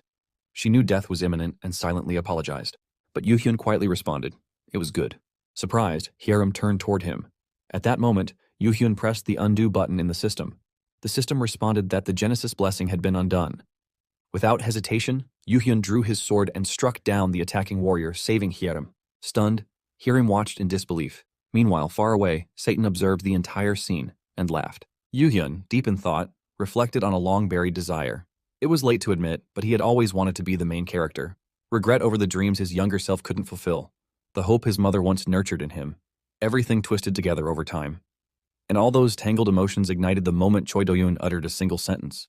Back then, Yu-hyun believed he was worthless, so he gave up and lived in Do-yoon's shadow. But Hyerim was different. She never wavered. Even at the edge of death, she stood proud and unwavering. That alone made Yu-hyun realize he couldn't just sit back anymore. Watching him charge into battle, Hyerim panicked. Without the blessing, he was exposed. If he died now, there would be no protection. But Yu-hyun simply acted on instinct. He felt this was the right thing to do. Just like Hyerim, he too was resolved. With over 1,000 viewers watching, he believed it was the perfect stage for a nameless actor's debut. Moved by his resolve, Hyerim thanked him and entrusted him with what was left to do. Yu-hyun launched into battle. While clashing swords, he opened his dimension shop. He recalled how tellers were merely spectators, always watching, never intervening. And many agreed that was the proper way.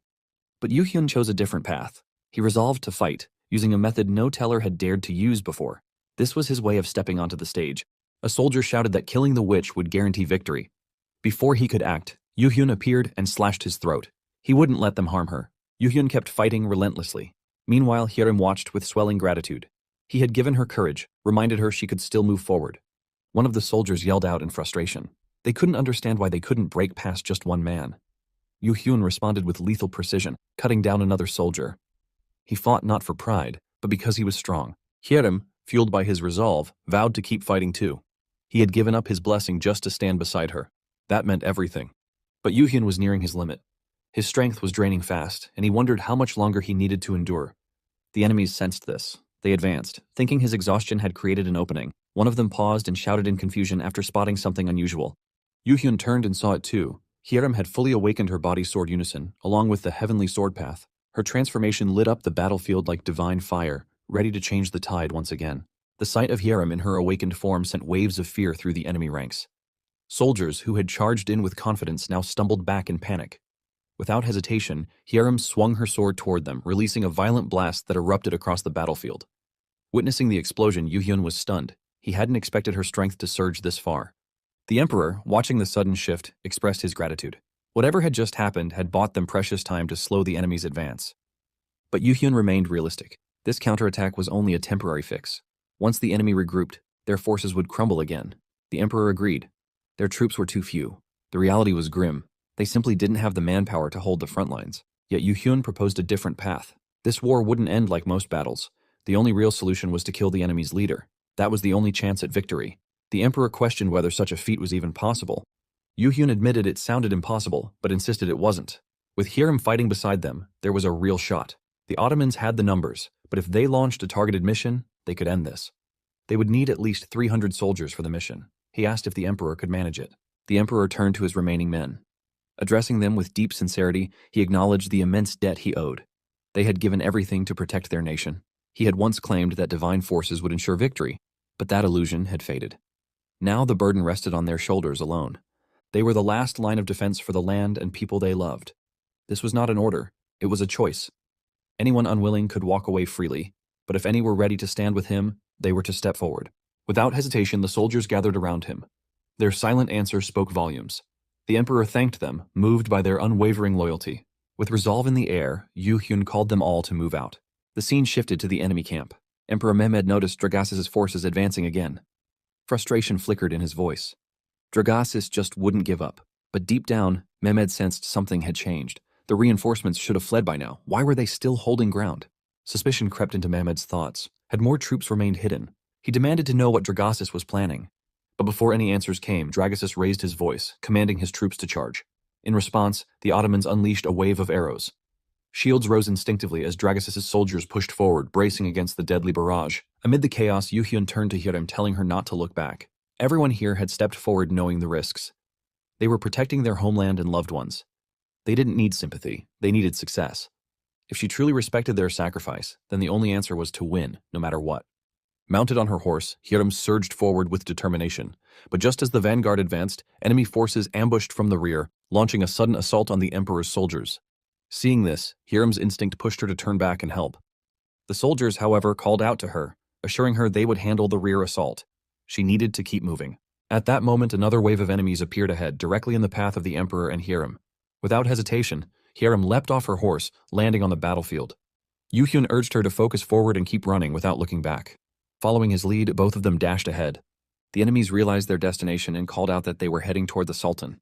As enemy soldiers blocked their path, Hiram reacted swiftly, cutting them down with ease. With each strike, her mind repeated the mantra: faster, stronger, for survival and to protect others. They were now dangerously close to the Sultan. Yu Hyun understood there was no time left to waste cutting through the guards. If they didn't act now, the moment would be lost. Thinking fast, Yu Hyun offered his shield. The plan was simple: use the shield as a springboard. Gripping it firmly, he braced himself as Hiram stepped onto it and launched into the air. With Yu Hyun's push and full force, she soared skyward. Her wings unfurled mid-air, glowing with power. Seeing her rise, enemy archers prepared to strike, but before they could react, Hiram struck them down in swift succession with her sword, clearing the path in the sky. Her target lay straight ahead. The Sultan saw her cutting through the air, closing in fast. He recognized her instantly and muttered the name of his nemesis. But Hiram had no intention of slowing down. In a single motion, she launched her final attack straight at the Sultan. Hiram's blade sliced clean through the Sultan, cutting him into two. Shock rippled through the battlefield as everyone stared in disbelief. Then, lifting her sword toward the sky, Hiram stood tall. The silence broke as the soldiers erupted in celebration, cheering with joy. They had won, truly and undeniably. The emperor watched their jubilant faces, his heart finally at peace. This was the moment he had longed for, his people smiling with joy, not drowning in pain. Approaching Hiram and Yu Hyun, the emperor bowed deeply. He expressed his heartfelt gratitude, acknowledging that while they were beings created for this world, their kindness would never be forgotten. Yu Hyun responded, recognizing their emotions, joy and tears, as proof of true life.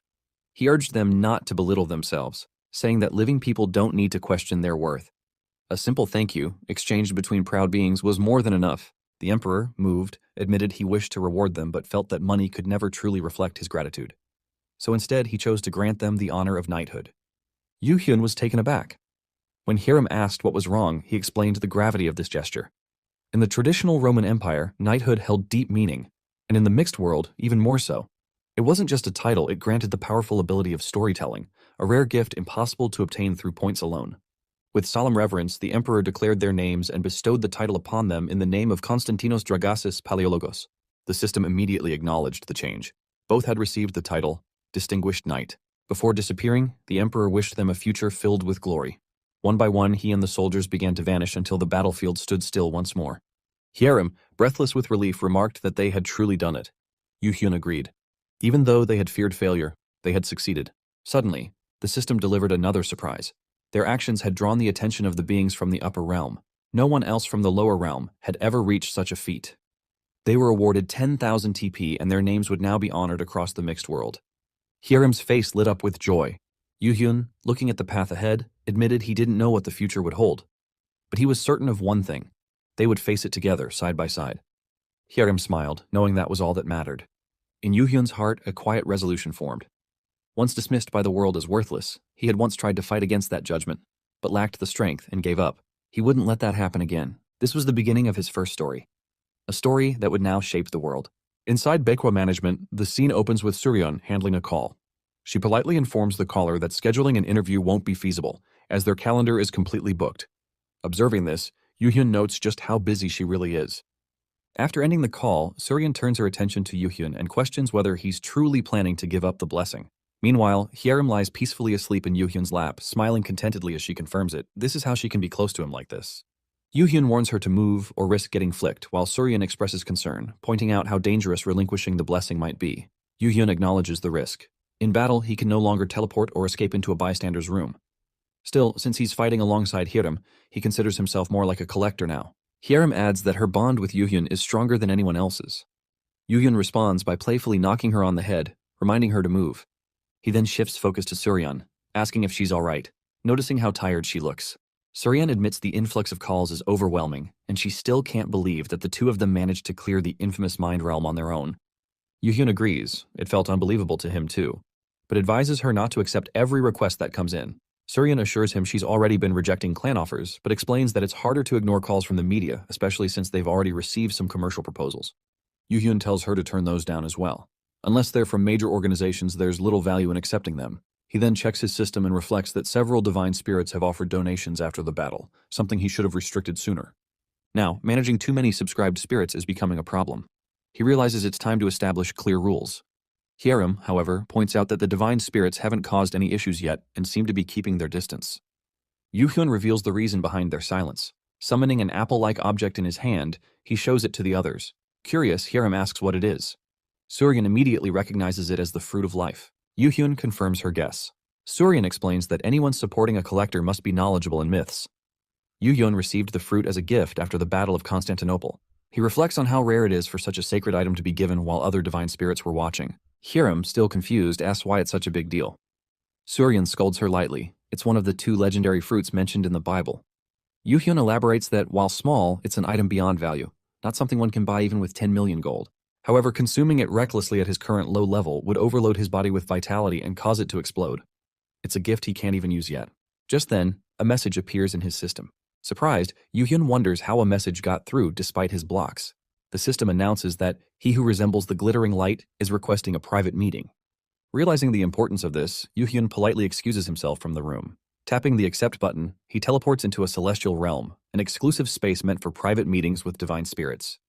He marvels at the space, noting he had never entered it even in his past life. Suddenly, a voice from behind welcomes him. Startled, Yoo-hyun turns to face the speaker. Meanwhile, in another location, the scene shifts to Jinpung's room. Staring at his system screen, Jinpung seethes with frustration. He cannot understand how Yoo-hyun managed to clear Constantinople, a feat even he had failed. Yoo-hyun had given up his blessing, allied with a collector, and still survived. Jinpung's thoughts spiral into panic. If he can't suppress Yoo-hyun soon, the department will punish him. Desperate, he plots to block Yoo-hyun by force. Now that Yoo-hyun has relinquished his blessing, direct attacks become possible. Though he admits he can't defeat that collector girl, the changing situation opens new doors. As his anger boils over, Jinpung vows to make Yoo-hyun pay for abandoning the blessing so boldly. The story has changed, and he's determined to crush him. The scene continues in the divine realm as Archangel Saint Michael appears before Yoo-hyun, thanking him for responding to the sudden meeting request. Yoo-hyun, surprised by Eden's involvement, still maintains his composure and accepts the invitation respectfully. Michael gestures for him to take a seat and asks whether he's surprised. Though Yoo-hyun admits that anyone would be shocked to receive such attention from a figure as important as Michael, he keeps a calm demeanor. Michael acknowledges his composed nature and states the real reason behind this meeting, to verify circulating rumors. Yoo-hyun immediately assumes it's regarding Satan, knowing that Michael has always been Satan's ancient rival. He clarifies that it's all a misunderstanding and that he has no affiliation with Pandemonium. Michael finds that reassuring. Yoo-hyun, however, still finds it odd that Eden would show interest in his library. Michael explains that only foolish people are swayed by rumors. After doing a background check, Eden confirmed that Yoo-hyun has no real ties with Pandemonium. However, it is true that he is acquainted with Satan. Understanding the underlying question, Yoo-hyun explains that he first met Satan during the entrance ceremony. They only spoke briefly before parting ways. Michael questions whether the fruit of life was given just because of that. Yoo-hyun admits it might sound arrogant, but Satan seemed interested in him. He even had to struggle to turn down Satan's offer of sponsorship. Michael asks why he would decline something so crucial, given that sponsors are important for tellers. Yoo-hyun agrees that they are, but explains that personal goals can outweigh such advantages. For him, that goal took priority over Satan's sponsorship. Ironically, Satan liked him even more for being difficult to persuade. Michael nods, understanding the value of confirming rumors in person. With the doubts cleared, he shifts the topic, asking Yoo-hyun directly whether he'd be willing to be sponsored by Eden. As Yoo-hyun expected, this offer was inevitable. They hadn't sent just any angel but Michael himself, the being with the greatest divine force in the mixed world. The offer carried both influence and prestige. Despite all that, Yoo-hyun respectfully declines. Michael requests a reason. Yoo-hyun answers with the same reason he gave to Satan. Because of his goal, he does not intend to accept any sponsorship. He wishes for his library to remain neutral, unaffiliated with any faction. Michael interprets this as Yoo-hyun wishing to tell stories that include both good and evil. Yoo-hyun clarifies that it's not about drawing a line between good and evil, but rather about telling a story free from external influence. A story never told before. He accepts that this stance might appear arrogant. Still, if there are doubts, observers are free to watch his journey. After all, who wouldn't be curious about the direction and ending of the library of the teller who turned down Eden? Yoo-hyun reflects that while Michael may appear detached, as a divine spirit who seeks stories, he must be burning with inner curiosity. Michael finally asks if Yoo-hyun intends to walk a path that includes both Eden and Pandemonium. In response, Yoo-hyun simply offers a subtle smile. Understanding his resolve, Michael agrees to respect his decision. The story Yoo-hyun seeks to tell has piqued his interest. For that reason, Michael vows to observe it with his own eyes. As a token of appreciation for the private meeting, he insists on expressing gratitude. Michael explains that it would damage Eden's reputation to leave empty-handed after calling Yoo-hyun to such a meeting. To avoid that, and as a personal gesture, he presents Yoo-hyun with an egg-shaped item, offering it as a gift. As Yoo-hyun returns with the mysterious egg, Hyerim and Suhyun curiously observe it. They wonder aloud if he received it from a customer, impressed by its size and uncertain of what kind of creature it might contain. Yoo-hyun jokes about the possibility of a dragon emerging, imagining a cute one that would think of him as its owner and shower him with affection. However, deep down he knows it's unlikely to be a dragon. In Eden's eyes, dragons symbolize disgust and evil. Suddenly, the egg begins to crack. Hyerim, startled, notes that it's about to hatch. As the shell breaks open, an owl emerges from within. Both girls find the owl extremely adorable. The creature immediately flies up and perches on Yoo-hyun's head, prompting Hyerim to comment that the owl must not like her. Yoo-hyun explains that it's only natural for a newborn to be cautious. Suryun suggests the owl might be recognizing Yoo-hyun as its mother. Internally, Yoo-hyun analyzes the symbolism. While Satan is represented by a snake, owls are natural predators of snakes. He wonders if this is a subtle warning, that Eden will keep an eye on him if he strays. The owl even comes with a small booklet. Hyerim brings up the idea of naming the owl and jokingly suggests Ool or Uli. Yoo-hyun immediately rejects the name, clearly unimpressed. Suryun encourages him to choose a name himself, since he is the rightful owner. Taking the moment seriously, Yoo-hyun names the owl Baekyo. Meanwhile, at the entrance of a realm, a group of collectors is seen talking. A girl asks her companion if he managed to farm successfully. He replies that although it wasn't much, it was sufficient. The girl is about to start her own farming session when others in the area notice Hyerim and Yoo-hyun approaching. Among the collectors, it's revealed that Hyerim is notorious in these parts. Unlike other collectors who nurture the mind realms and harvest stories peacefully, she has a reputation for destroying every realm she enters. To them, she's like a demon, feared wherever she appears. Hyerim observes the large crowd and remarks on the number of people gathered. Yoo-hyun notes that the entrance is in the city center and that it's a popular spot for farming, which explains the high number of collectors. Seeing Hyerim arrive, many people begin to flee, referring to her as the farming spot breaker. Amused by their reactions, Hyerim admits that their fear only makes her want to clear the mind realm faster. Yoo-hyun notices that she has fully embraced her nickname. He then asks Hyerim to step aside with Baekyo, wanting to make an announcement before opening the library. As the library opens, Yoo-hyun is surprised to see over 2,000 people join instantly. He realizes that rumors about the library must have spread far and fast. He welcomes everyone to the story of the fighting teller and the Sword Empress. However, the crowd begins shouting at him to be quiet and to show the Sword Empress immediately. Yoo-hyun, frustrated, thinks back to how Satan, despite everything, would have been easier to deal with in moments like these. Trying to regain order, he announces the reason for opening the library earlier than usual. He expresses gratitude for the overwhelming support that led to the library's rapid growth, but also shares that managing it has become difficult. Therefore, he introduces a few new rules. First, no forming of cliques within the library. Second, no discussions involving other collectors or libraries to avoid unnecessary conflicts. Third, slander or hate speech against other factions will not be tolerated. Lastly, any over-the-top comments or demands through donations will be strictly handled. One viewer expresses disappointment and threatens to leave, saying the announcement is off-putting. Yoo-hyun calmly responds that they're free to do so. With a decisive action, he kicks the viewer, who happens to be a divine spirit, out of the library. Internally, he scoffs at those who think donations make them special. Suddenly, the system notifies him that the White King of the Sea of the Setting Sun has donated 1,000 TP. Yu-hyun is surprised by the large amount. Still, he reminds himself that rules exist for a reason. Making exceptions would render them meaningless. The system immediately follows up with another notification. The same donor has now contributed 10,000 TP.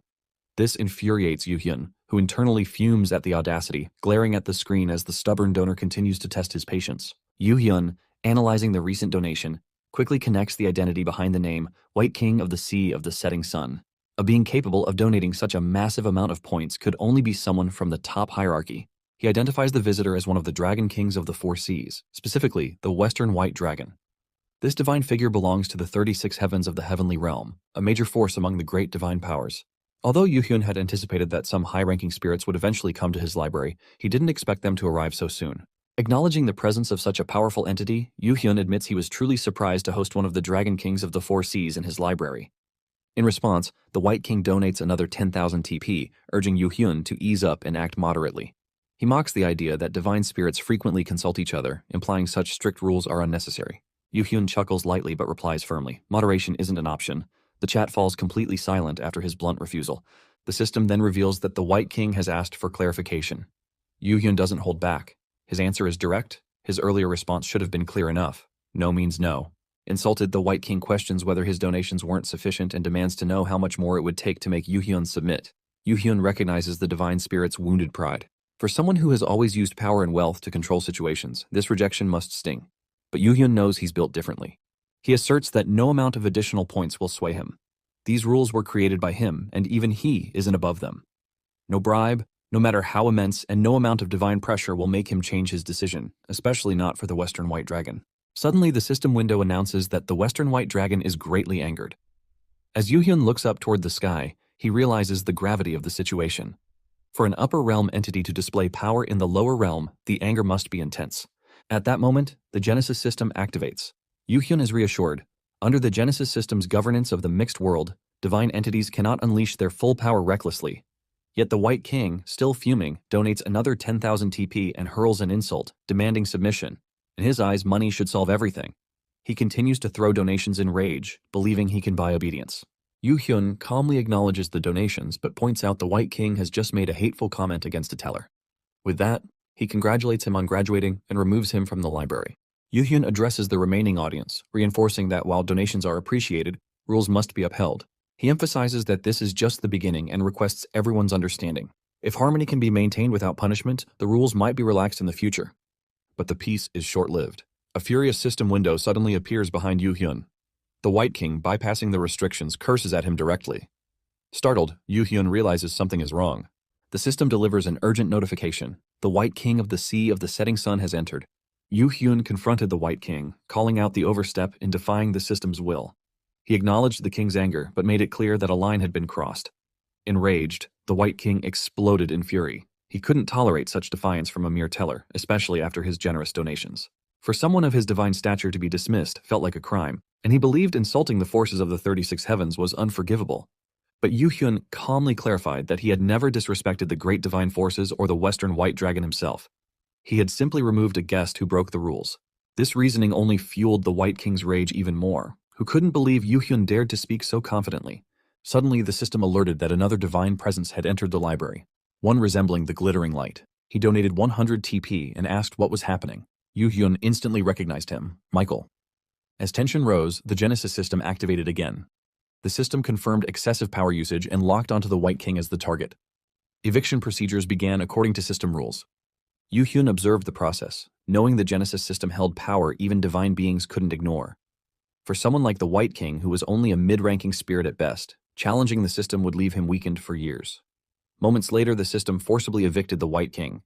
Yu-hyun then addressed everyone, stating that following the rules could avoid such incidents.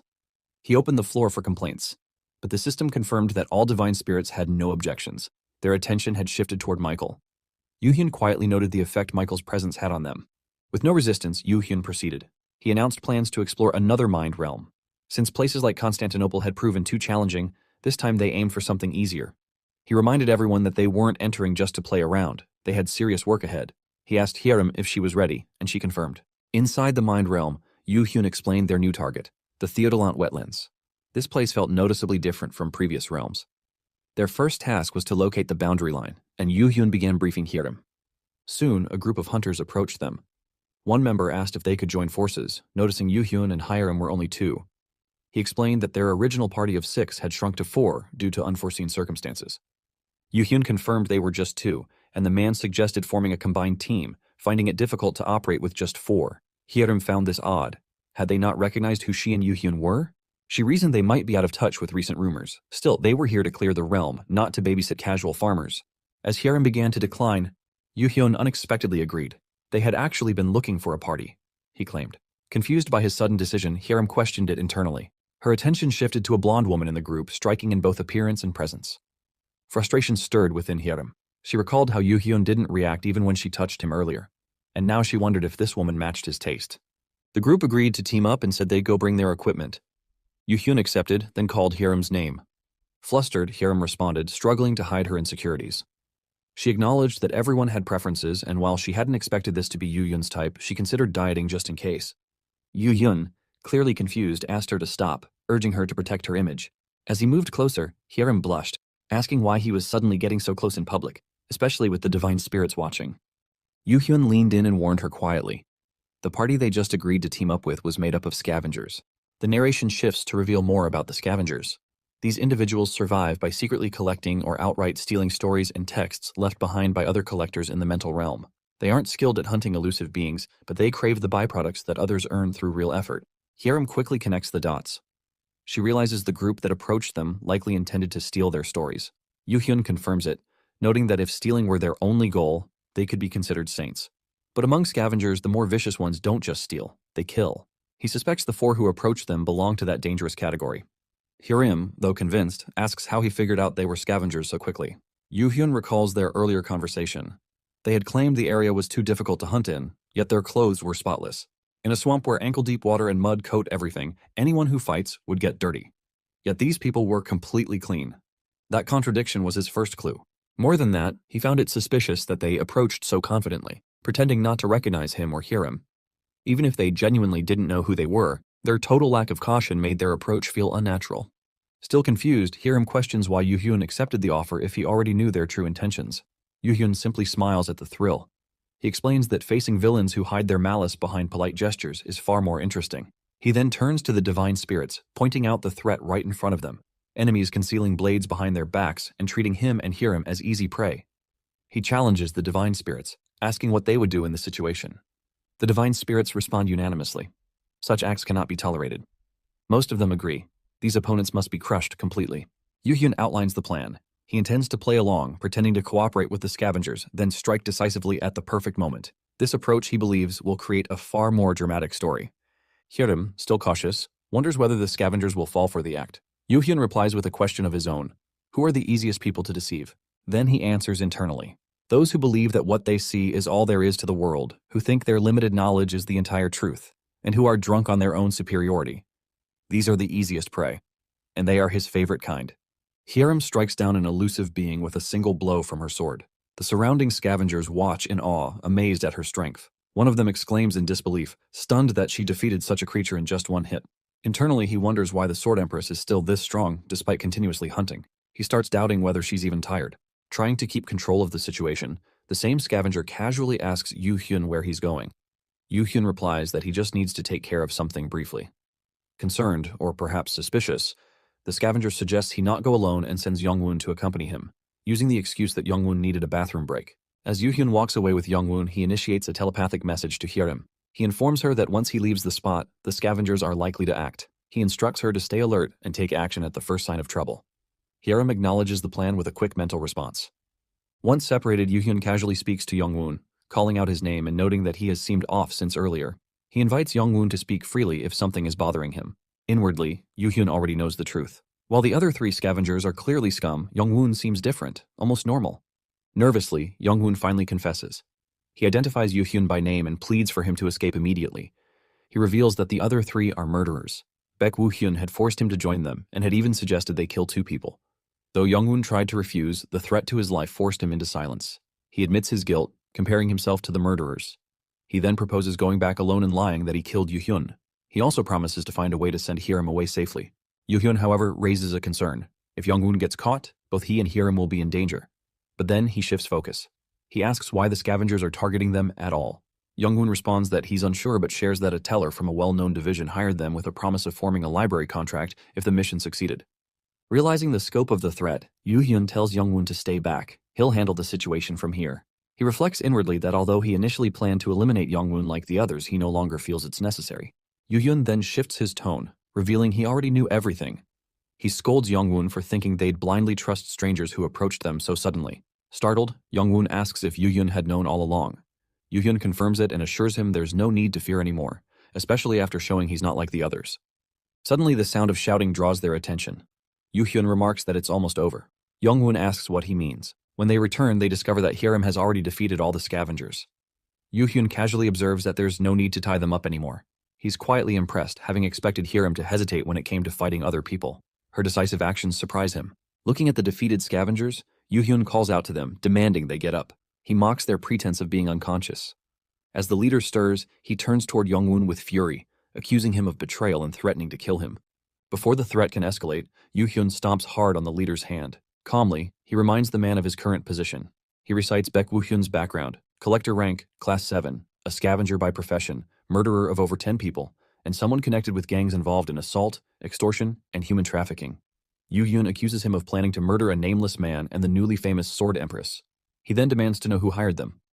The leader only laughs and scoffs at the idea. He questions whether Yoo-hyun intends to kill him and whether he can handle the consequences of becoming a murderer. Yoo-hyun counters by pointing out the leader's shamelessness and wonders if he feels no fear of the law. Unbothered, the leader mocks the law itself. He declares that the worst punishment he might face is prison, and even welcomes it, promising revenge once he's free. He continues provoking Yoo-hyun, daring him to act, but Yoo-hyun remains calm. Without saying much, he draws his sword and kills one of the leader's teammates in a single, swift move. The remaining scavengers panic and plead for their lives, realizing they were in over their heads. Just as Yoo-hyun raises his sword again to finish them off, Hiram grabs his arm. For a moment, Yoo-hyun thinks she's trying to stop him. From her perspective, his actions might appear terrifying. But before he can react further, Hiram silently lifts her own sword and kills the female scavenger in one clean strike. Yoo-hyun, caught off guard, is left stunned and admits to himself that he might have underestimated her. Now, only the scavenger's leader remains. Hiram steps forward without hesitation, ready to take care of him herself. Hiram steps forward, her resolve unwavering. She recalls the Constantinople siege battle, the moment when she truly understood her purpose. Since then, she's been ready to do whatever it takes to achieve her goal, no matter the cost. The scavenger leader, now cornered, starts panicking. He begs her to stop, warning that she'll regret killing him. But Yoo-hyun steps in and coldly reminds the leader that he has no right to negotiate in the first place. The leader tries to use his last card, claiming that if he dies, they'll never know who hired him. But Yoo-hyun cuts him off, revealing that he already knows. Jin-pung, a teller from the Pentagram division of Celestial Body Inc., was behind it all. Yoo-hyun had known about the secret deal from the start. With that, he leaves the rest to Hiram. As she approaches, the terrified leader pleads for help. He calls out to Young-woon, reminding him of their past and trying to guilt him into saving him. He screams, desperate, but Yoo-hyun just watches with a chilling smile. And in the next moment, Hiram slashes his throat without hesitation. Yoo-hyun reflects silently. Humans who believe they're untouchable often mock others until the reality hits. Watching them crumble under the weight of truth gives him a strange satisfaction. A twisted sense of justice shaped by the cruel world he endured. This darkness within him isn't something he hides. It's a part of him now, a scar left by survival. With the leader gone, Yoo-hyun shifts his focus toward Jin-pung, hoping he too will offer some twisted form of entertainment. Nearby, Young-woon stands frozen, staring at the lifeless bodies of his former companions. The shock sinks in. He breaks down, crying, overcome with guilt. He regrets everything, especially after finally mustering the courage to do something good. It all feels pointless, realizing he had been manipulated from the very beginning. Unable to hold back, he asks why they killed them. Yoo-hyun answers plainly, if they hadn't, they would have been the ones to die. Even Young-woon wouldn't have been safe. Their actions were the only way to survive. Young-woon shouts in frustration. To Yoo-hyun and Hiram, everything must seem like a game. They have divine spirits backing them. They're strong, chosen by tellers. But what would they know about struggling with nothing? He yells, asking why he's the only one left in this miserable state. Yoo-hyun responds with calm certainty. Everyone has their own role in life. But he and Hiram had simply refused to accept theirs. They chose to strive for more. They worked hard, risked their lives, and made their own path. To Young-woon, they might look like the chosen ones, but in truth, they're no different from him. Still crying, Young-woon asks why he is like this.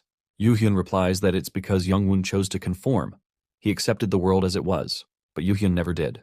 If he lacked something, he would either create it or take it. That was his truth. Youngwon breaks down further. He never wanted to give up, but what choice did he have? No matter how hard he tried, nothing changed. Every effort ended in failure. Every attempt brought ridicule. Yoo-hyun answers gently. The human world is narrow.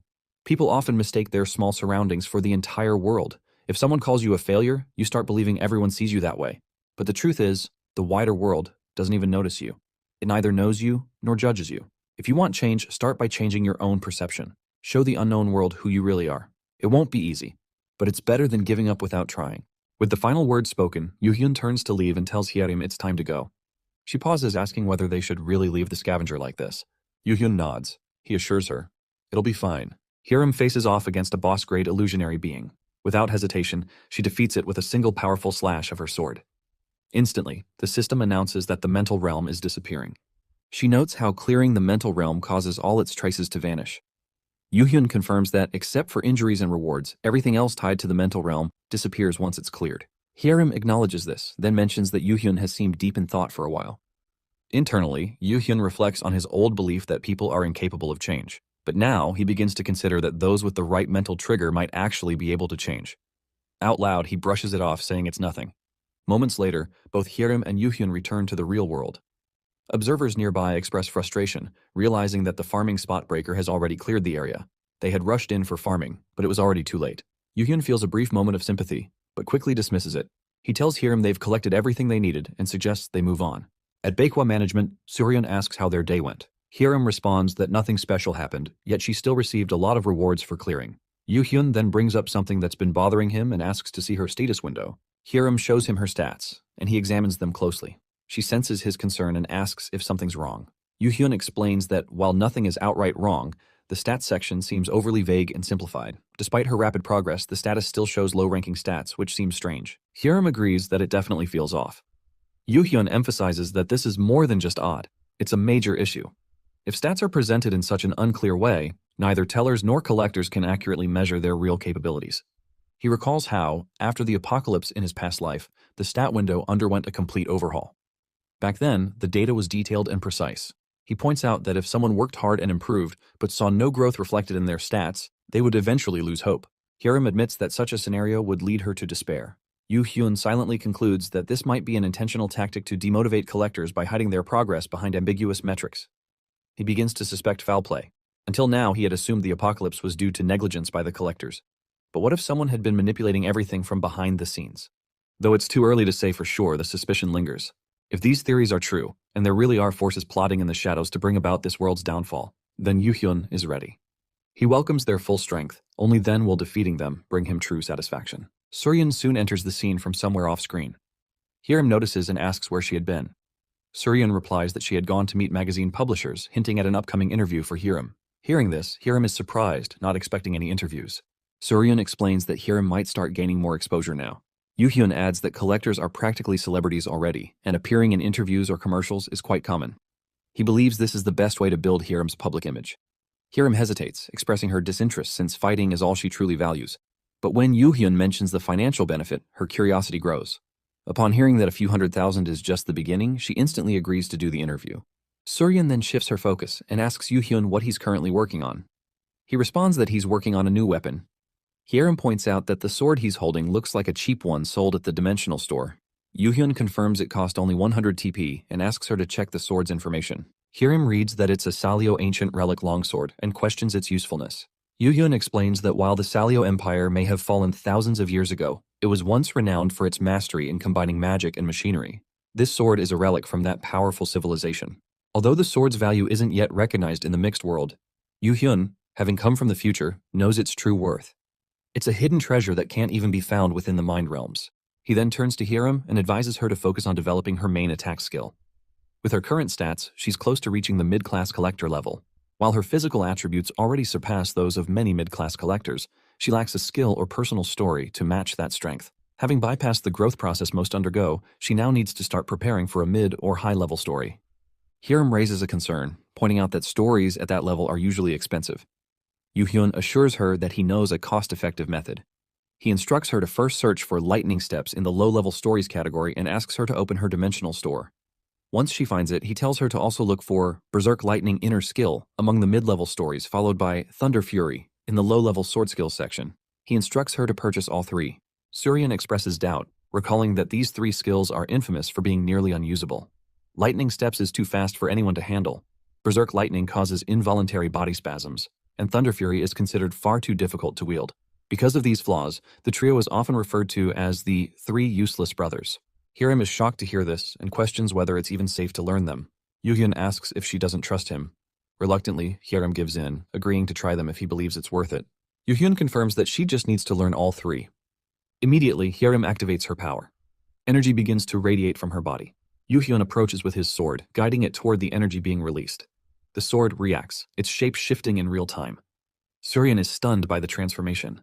She observes that the sword's form has completely changed and wonders if this is its original state. Yuhyun cautions her to stay back, as lightning is still surging through the weapon. Internally, he reflects that while he had always believed the sword was extraordinary based on what he knew, seeing it now confirms it is even more impressive in person. Turning to Hiram, he notes that she appears to be finishing up the absorption of all three stories. Yuhyun turns to Hiram, checking in on her condition. He asks if she feels any pain or discomfort. Hiram responds that she feels fine.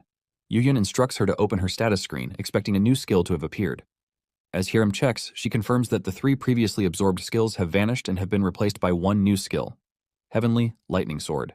Yuhyun explains that this new skill will be the foundation of her growth. It's a hidden piece that allows her to control divine lightning, and in terms of story level, it surpasses even high-level stories, far beyond the mid-level ones she started with. Excited, Hiram leaps forward to hug him, but Yuhyun quickly steps aside, causing her to fall to the ground. He reminds her that he could get electrocuted if she hugs him without fully controlling her lightning. Curious, Hiram asks how he even knew about such a hidden piece. She thinks the divine spirits would have loved witnessing the awakening of this skill. Internally, Yuhyun agrees, but he knows it would cause unnecessary attention if anyone began questioning its origin. Out loud, he simply says he wanted to avoid trouble and hands her the sword, advising her to keep it close. The sword would absorb any excess lightning she couldn't yet control. Suryan stares at the weapon, suspicious.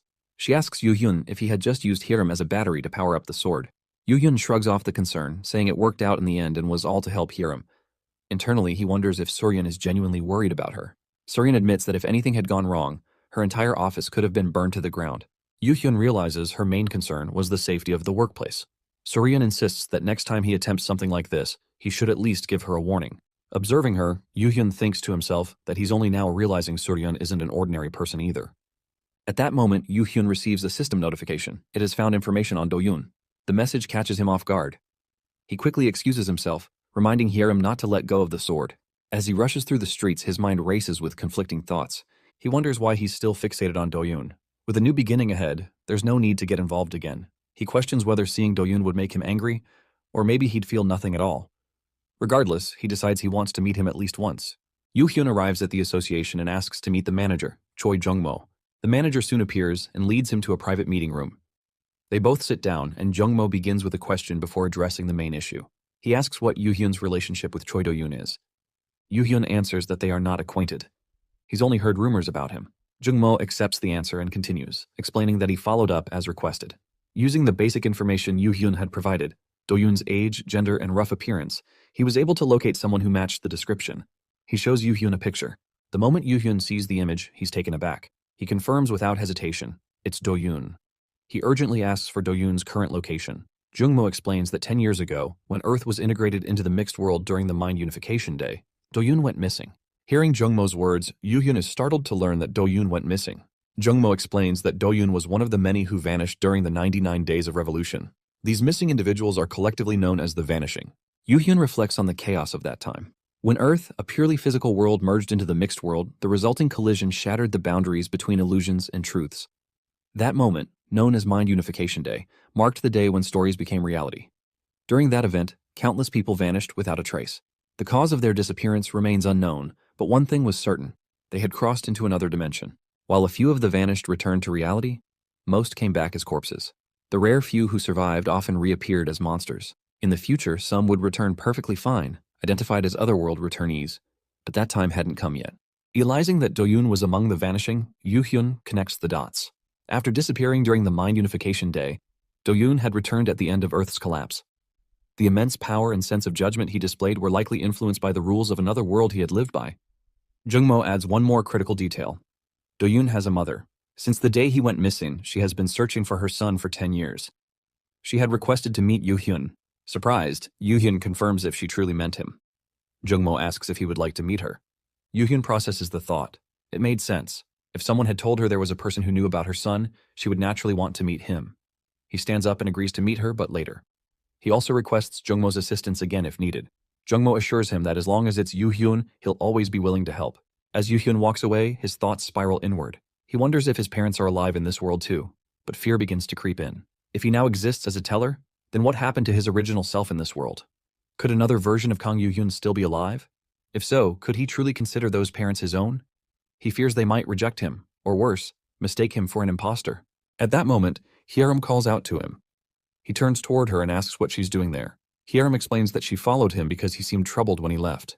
Yoo-hyun apologizes for worrying her and assures her that he's fine now. It wasn't as big of a problem as he'd initially thought.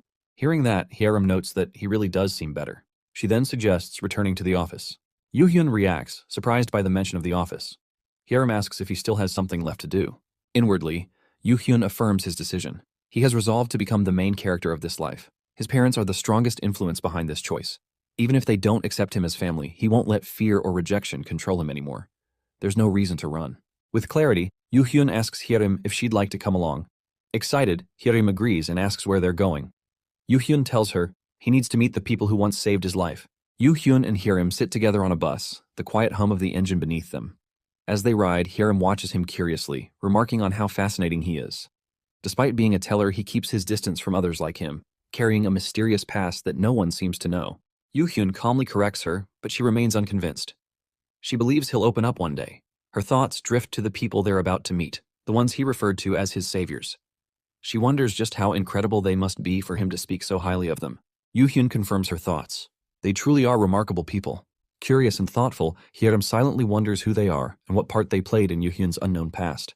She wants to understand more about him. Meanwhile, Yoo-hyun's thoughts shift toward Hyerim. He begins to wonder if she has a family. As he considers looking into her book, the answer becomes clear. It doesn't mention any. Turning to her, he asks if she has a family. Hyerim brightens and teases him, asking if he's interested in her. Yoo-hyun responds, slightly annoyed, and tells her she doesn't have to answer if she doesn't want to. But Hyerim opens up. She says she doesn't have a family. In the past, she did. But now she can't even recall her father's face. She believes he ran away after she was born. Her mother, filled with resentment, had abused her, insisting Hyerim wasn't her child. A flashback reveals the painful truth. One day, Hyerim returned home to find her mother hanging, having taken her own life. That marked the end of any family ties she had. Back in the present, Hyerim explains how she ended up in an orphanage. Her shy personality made her a target for bullying. Family, as she knew it, was gone. But she insists that everything is different now, and it's all thanks to Yoo-hyun. Suddenly, Yoo-hyun calls her name, his voice louder than before. She looks at him, surprised, and asks what's wrong. He brushes it off, but quietly acknowledges how difficult her life must have been. Hyerim, still smiling, says she's okay. If not for him, she would still be lost. Meeting him helped her realize what she wanted to do with her life. Yoo-hyun watches her carefully. He senses how fragile she is beneath the surface.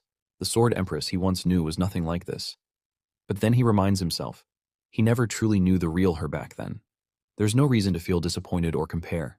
Though she's unstable now, her future still holds potential. With the right guidance, she can change. Turning to her, Yoo-hyun reassures her that no matter what, he will never abandon her. She beams, promising the same in return. As they continue walking, memories begin to flood Yoo-hyun's mind. He passes places tied to his youth, the gaming cafe he once frequented, the bakery his mother adored, the food cart where he grabbed snacks, and the tutoring academy he used to dread. Everything looks the same. The only thing that's changed is him. He then notices a playground and is reminded of a specific memory. Back then, he often avoided the academy by loitering there. But his mother would always find him and scold him. Just as he's lost in thought, a girl passes by. Yoo-hyun glances at her and suddenly freezes, stunned by what he sees. As Yoo-hyun looks at the girl passing by, she also turns to look at him.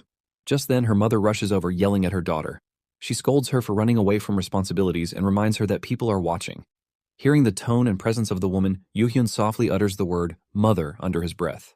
The woman, noticing him, apologizes for being loud. Yoo-hyun, overwhelmed by emotions, silently wonders what he had been hoping for. In this world, Kang Yoo-hyun doesn't exist. That place in the family now belongs to someone else. The woman looks at him curiously, feeling something familiar. She asks if they've met before, noting how much he resembles someone she once knew. Her daughter, intrigued, says she isn't the only one who thought that. She asks Yoo-hyun if he knows her father. Suddenly, the girl notices Hyerim and gasps in disbelief. Excited, she calls out to her mother, pointing out that this is the person she's been talking about, the Sword Empress. The girl, named Yura, rushes to Hyerim and eagerly asks for her autograph. Yoo-hyun smiles at the coincidence of their meeting. He invites them to sit and talk for a while. The group soon finds themselves seated inside a nearby restaurant. Yura's mother, still curious, mentions that she hasn't even asked Yoo-hyun's name yet. Yoo-hyun introduces himself as Kang Yoo-hyun and explains that he works at Celestial Body Inc. as a storytelling office teller. Yura lights up with excitement upon hearing this. She joyfully tells her mother that Yoo-hyun is a teller. Her mother, surprised, repeats the word in disbelief. She had been convinced he was a relative because of how much he resembled her husband. Internally, Yoo-hyun acknowledges that his mother senses something familiar in him. He wants to tell her the truth about his identity, but knows he can't. Still thrilled, Yura confirms if he's truly a teller. When Yoo-hyun agrees, she immediately asks if he can make her a collector. Her mother scolds her for being rude. Yoo-hyun, however, gently responds that there's no harm in asking. Yura, encouraged, tells her mother that he said it was okay. But Yoo-hyun then calmly explains the truth. Turning an ordinary person into a collector is impossible. Tellers can only form contracts with people who are already collectors. Her mother sighs with relief, admitting she had been worried he might agree. Yura, confused, asks why that's a relief. Her mother tells her firmly that depending on others to reach goals is the wrong approach from the start. She reminds her daughter that recognizing when something is impossible and letting go is also a kind of wisdom. These words hit Yura hard. Overwhelmed, she begins to cry and runs out of the restaurant. Left behind, her mother apologizes to Yoo-hyun, saying her daughter has shown her worst side. Yoo-hyun responds kindly, acknowledging that kids her age often think collectors are cool. Her mother explains further. Yura only sees the glamorous side of being a collector. She never considers the struggles of those who remain unknown. Despite being her mother, she confesses that Yura has no talent for it. Hearing this, Yoo-hyun is reminded of his own childhood. Looking over to Hyerim, he quietly asks if she could give them some space. He tells her Yura must have gone to the same playground they had just passed. He requests Hyerim to go speak with her. Hyerim agrees without hesitation. After Hyerim walks away, Yoo-hyun turns to Yura's mother. He says there's no need to give up on a path just because someone lacks talent. Her mother agrees, admitting that while people should dream big, life has taught her that some dreams can't be fulfilled by wishing alone. Yoo-hyun reminds her that Yura is her daughter. She responds by saying she always wants to speak positively to her child, but not when it comes to becoming a collector. It's a difficult path, and she only wants to protect her daughter from getting hurt. She wants Yura to grow up well. Yoo-hyun acknowledges her concern, but tells her she can't simply dismiss her child's dream, no matter how difficult the path is. She asks if he's suggesting she let her daughter do as she pleases. Yoo-hyun clarifies. He isn't saying to let her go blindly. Instead, he advises her to show Yura the reality of being a collector, the danger, the challenges. If after understanding everything, Yura still chooses that path, it means she's made that decision with clarity. He questions if she truly underestimates her child's resolve. Yoo-hyun reflects that a single phrase or small act of encouragement can be enough to change someone's path. He expresses his belief that an honest conversation between mother and daughter can clear up their conflict. He encourages her to believe in Yura's dream one more time. No matter how difficult or dark reality may be, dreams are necessary. If they pursue those dreams together, one day Yura will become the main character of her own life. Hearing these words, her mother is struck by the similarity to her own past encouragements. She wonders how Yoo-hyun came to say the same things. Yoo-hyun tells her that no matter how dangerous the journey is, if the goal lies at its end, they cannot stop. He hopes she will have more faith in Yura. Her mother admits he's right. Perhaps she had gone too far as a mother and ended up suppressing Yura's potential. She smiles and says this conversation feels like she's speaking to her grown-up child, despite it being their first meeting. Yoo-hyun responds gently. At that moment, Hyerim returns, bringing Yura with her. Yoo-hyun asks the mother if he can speak to Yura alone. She agrees and steps aside. Yoo-hyun gently asks Yura why she wants to become a collector. Yura, slightly nervous, says she hopes he won't laugh. She had admired the pride and confidence of the collectors she saw. It was dazzling, and she wanted to be like them. She wonders aloud if that's a silly reason. Yoo-hyun reassures her it isn't. He shares that he once had a similar dream. He tells her that anyone can dream, but what truly matters is resolve. Then he asks if she's willing to risk her life to become a collector. The Sword Empress she admires nearly lost her life many times before reaching her position, and most collectors have faced similar dangers. He tells her not to answer immediately, but a time will come when she'll have to face that question. Yura then asks if he truly believes she can do it, if she really wants it and has the resolve. Yoo-hyun says he believes she can. As he watches her, he reflects on his own past. If someone had reassured him like this just once, maybe he would have grown into a different person. Looking at Yura, Yoo-hyun gives her his final words of encouragement. As a teller, he assures her, she can definitely succeed. And in his heart, he hopes this small moment will be the start of her change. For now, that's more than enough. As evening settles in, Yura expresses her desire to spend more time with them. Her mother gently reminds her that both of them are busy, so it can't be helped. Yuhyun tells Yura that meeting her was a pleasure and wishes for all her hopes to come true before saying goodbye. Yura waves them off with a cheerful farewell. Later, at the bus stand, Yuhyun and Hyerim wait together. Hyerim notices that Yuhyun looks happy. Yuhyun wonders aloud if that's true, then asks what she and Yura talked about. Hyerim smiles and teasingly keeps it a secret. Suddenly, Yura's mother comes rushing toward them. Seeing this, Yuhyun asks Hyerim to wait and walks over to her. The woman explains she didn't get the chance to say something properly before. Without hesitation, she embraces Yuhyun and thanks him for all his hard work. Yuhyun feels a surge of emotion. He thinks to himself that he should clarify they're strangers, that he's not her son. He tries to draw the line, but all that comes out is his quiet agreement that he has indeed worked hard. She promises to cheer him on forever. Yuhyun expresses his gratitude as she begins to walk away. Watching her leave, Yuhyun reflects silently. He hopes she lives peacefully in this life. His parents had died during the beginning of the end, but this time, they won't. He swears he won't let the end happen again. Meanwhile, in another scene, Jinpung fumes with frustration. At first, he believed they had escaped, but learning that Yuhyun is alive enrages him. He realizes there's only one method left, but the cost of using that method makes him hesitate. Just then, Argyle appears beside him. She comments on his progress, expressing disappointment. She had trusted him, but it seems he has failed to meet expectations. Jinpung insists that he's never failed to carry out an assignment before. Argyle's tone sharpens. She reveals her sadness upon learning that Jinpung attempted to kill his fellow colleague. He denies it, calling the accusation absurd. Argyle questions if he's implying she's lying, then activates her power. Jinpung's head is forced down before her.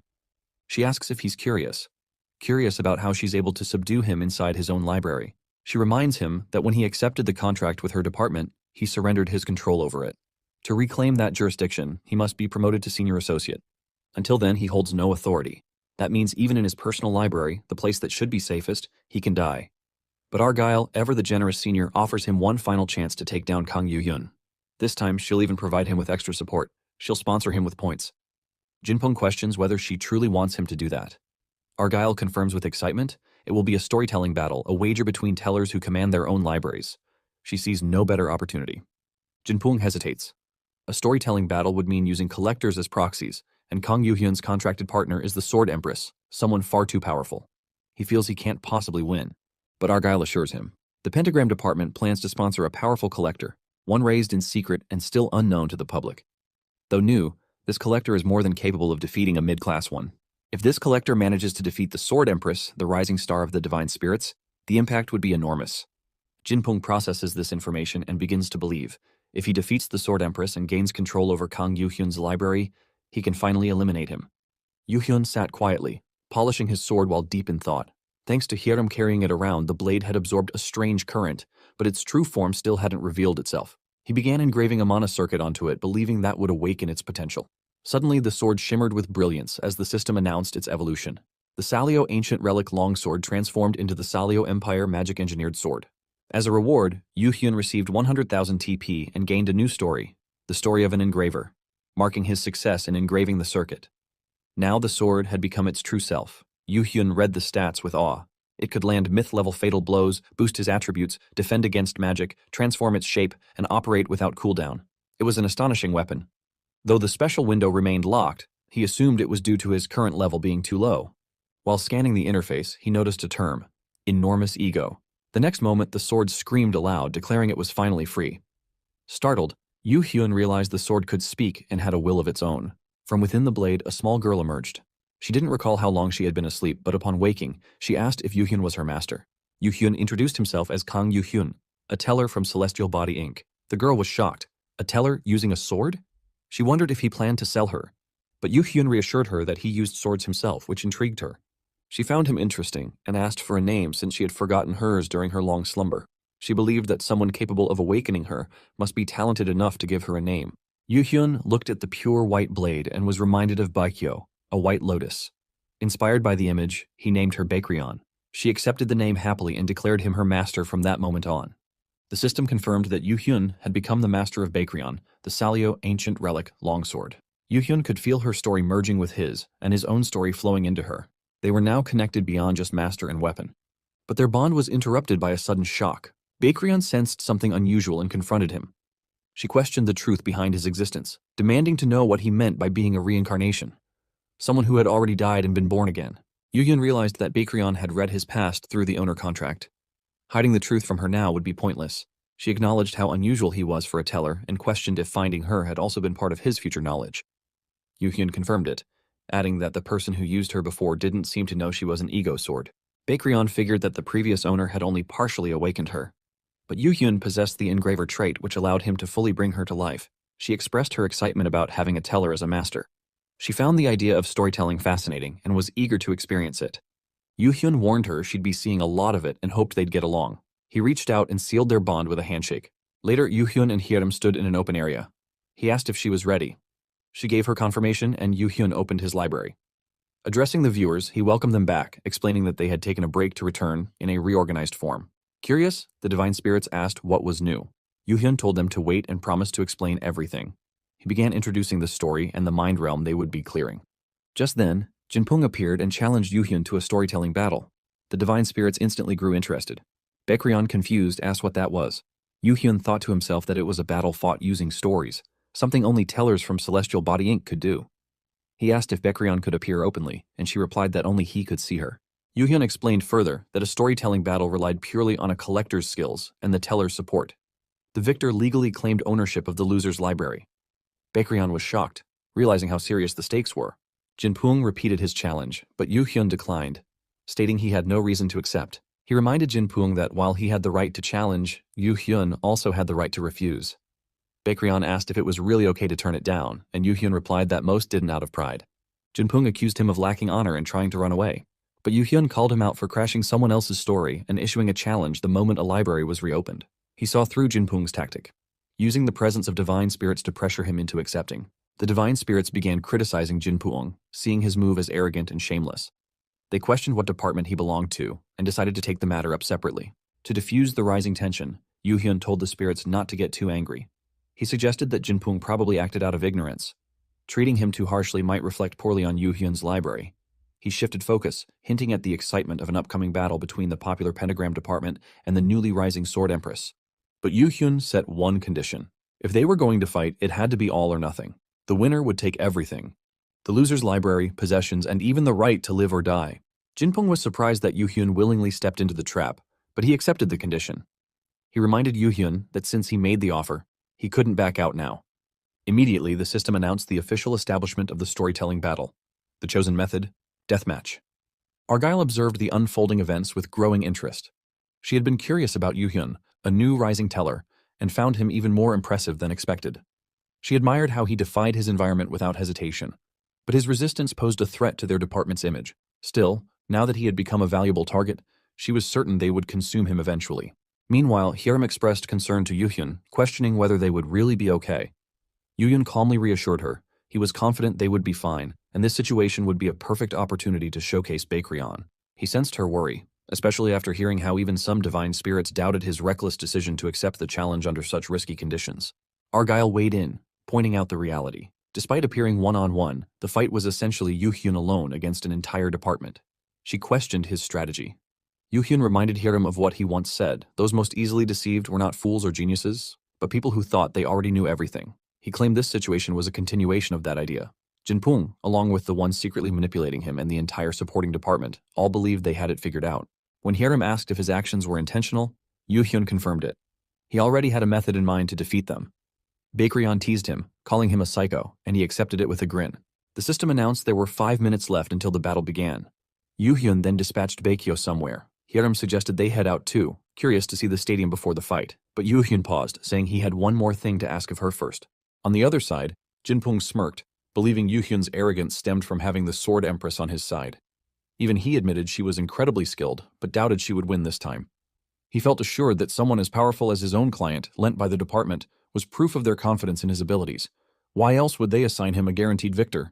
The system announced there was only 1 minute remaining until the match. Jinpung turned to his client, signaling it was time. The system officially began the battle, calling both teams to exit their waiting rooms. Inside the stadium, Jinpung urged his client forward. The man snapped back, annoyed by the command.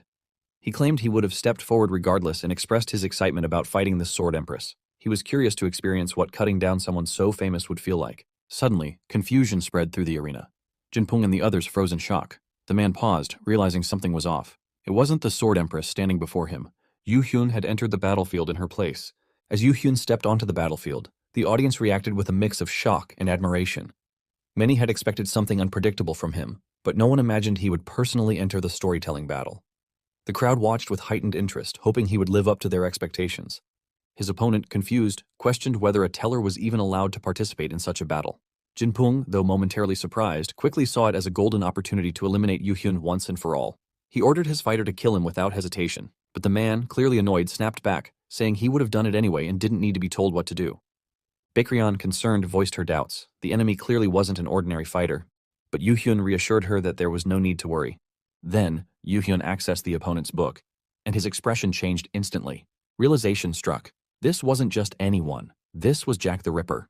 In about a year, Korea would face a horrifying incident involving a serial killer who targeted collectors. Unlike typical battles within the mind realm, these murders occurred in reality. Every victim was a mid-class collector, making the case even more terrifying. Initially, the killer's identity remained a mystery, and the case was presumed unsolvable. But at the final moment, the culprit revealed himself, only to die during an attempt to kill Choi Do-yoon. Before his death, however, he had already taken the lives of thousands of innocent people. Yu Hyun now understood. Pentagram had been secretly nurturing a monster like him. In the past, Pentagram had actively engaged in storytelling and aligned themselves with the forces of the End. This confirmed it. They were directly connected to the End's influence. Hyerim sat alone, gripped by anxiety, wishing she had gone in Yu Hyun's place. Her thoughts spiraled as she replayed their earlier argument. She had protested his decision, demanding to take his place in the battle. Yu Hyun had calmly insisted it was his fight, not hers, and there was no need for her to be caught in it. Hyerim had reminded him that she was his collector, and collectors were supposed to fight for their tellers. For her, it was obvious that she should be the one to go. But Yu Hyun explained that if he were an ordinary teller, that logic would make sense. Since most tellers don't fight, her anxiety was understandable. He thanked her for her concern, but pointed out that her insistence stemmed from a lack of faith in him. She didn't believe he could win. She had to admit it. Her worry was rooted in doubt. Yu Hyun believed in her, but she struggled to believe in him. Then he gently placed a hand on her head, reassuring her. He promised to prove that her fears were unnecessary and that those mocking him from a distance were wrong. Now in the present, Hyerim still felt nervous, but this time, she chose to believe in him. The battle began. In an instant, Yu Hyun found himself standing in the narrow streets of Whitechapel, London. Baekryun beside him noticed something off. The opponent had vanished. Moments ago, he was clearly visible. Above them, Jack the Ripper stood silently, wondering how he should kill Yu Hyun. Then he vanished again, reappearing elsewhere, unsure if Yu Hyun had spotted him. He convinced himself it was just coincidence and that his location was still hidden. But the moment Yu Hyun turned to face him directly, Jack froze. It felt like Yu Hyun had pierced through his stealth with his gaze. Elsewhere, Argyle, watching through the system, commented sarcastically on Jack's confidence in his stealth. Jack snapped back, declaring that he would handle Yu Hyun regardless. Jack calculated that even if Yu Hyun had seen him, attacking from a blind spot would give him the advantage. Moving swiftly, he aimed to strike from behind, but Yu Hyun turned just in time and blocked the attack with his sword. Jack, stunned, leapt back and vanished again. From above, Yongwoo observed the floating book that always hovered near Jack, revealing his presence. Baekryun, amazed, asked how Yu Hyun had noticed Jack's position. Yu Hyun simply replied that he had his ways. Baekryun pointed out that now Jack knew his stealth had been seen through, and asked what Yu Hyun would do next. Yu Hyun responded that if Jack refused to come to him, then he would go to Jack instead. Without hesitation, Yu Hyun lunged forward, launching a direct attack. Jack managed to block it with his sword, but Yu Hyun mocked the idea that stealth alone could carry him through this fight. Enraged, Jack snapped, insisting he hadn't come relying solely on stealth. He vanished again and reappeared instantly behind Yu Hyun, sword raised for a deadly strike. Watching from afar, Hyerim's heart skipped a beat. But just before the blade could land, Yu Hyun calmly stepped aside, dodging it with ease. Then, Yu Hyun looked at Jack and declared that if he was done, it was now his turn to fight. Yu Hyun's owl soared through the sky and landed in the stadium, perching quietly as the intense battle unfolded. The audience erupted in shock, amazed by what they had just witnessed. They whispered among themselves, stunned that Yu Hyun had effortlessly dodged the previous attack. Many speculated that it must have been a skill that allowed such precision. At that moment, the owl activated a skill that enabled Yu Hyun to hear the audience's murmurs in real time. As he absorbed their words, he recalled seeing this skill in Baekhyun's book before and had been curious about its effects. Now that he was experiencing it firsthand, he found it impressive. Hearing their doubts fueled his determination. If this was how everyone saw him, he was ready to change every single opinion. With fierce resolve, Yu Hyun charged forward, aiming directly at Jack. Watching him approach, Jack focused, trying to predict the direction of the incoming strike. But suddenly, Yu-hyun's sword morphed into a spear mid-attack, surprising Jack and grazing his cheek. The unexpected shift startled Jack. Until now, Yu-hyun had only used a sword.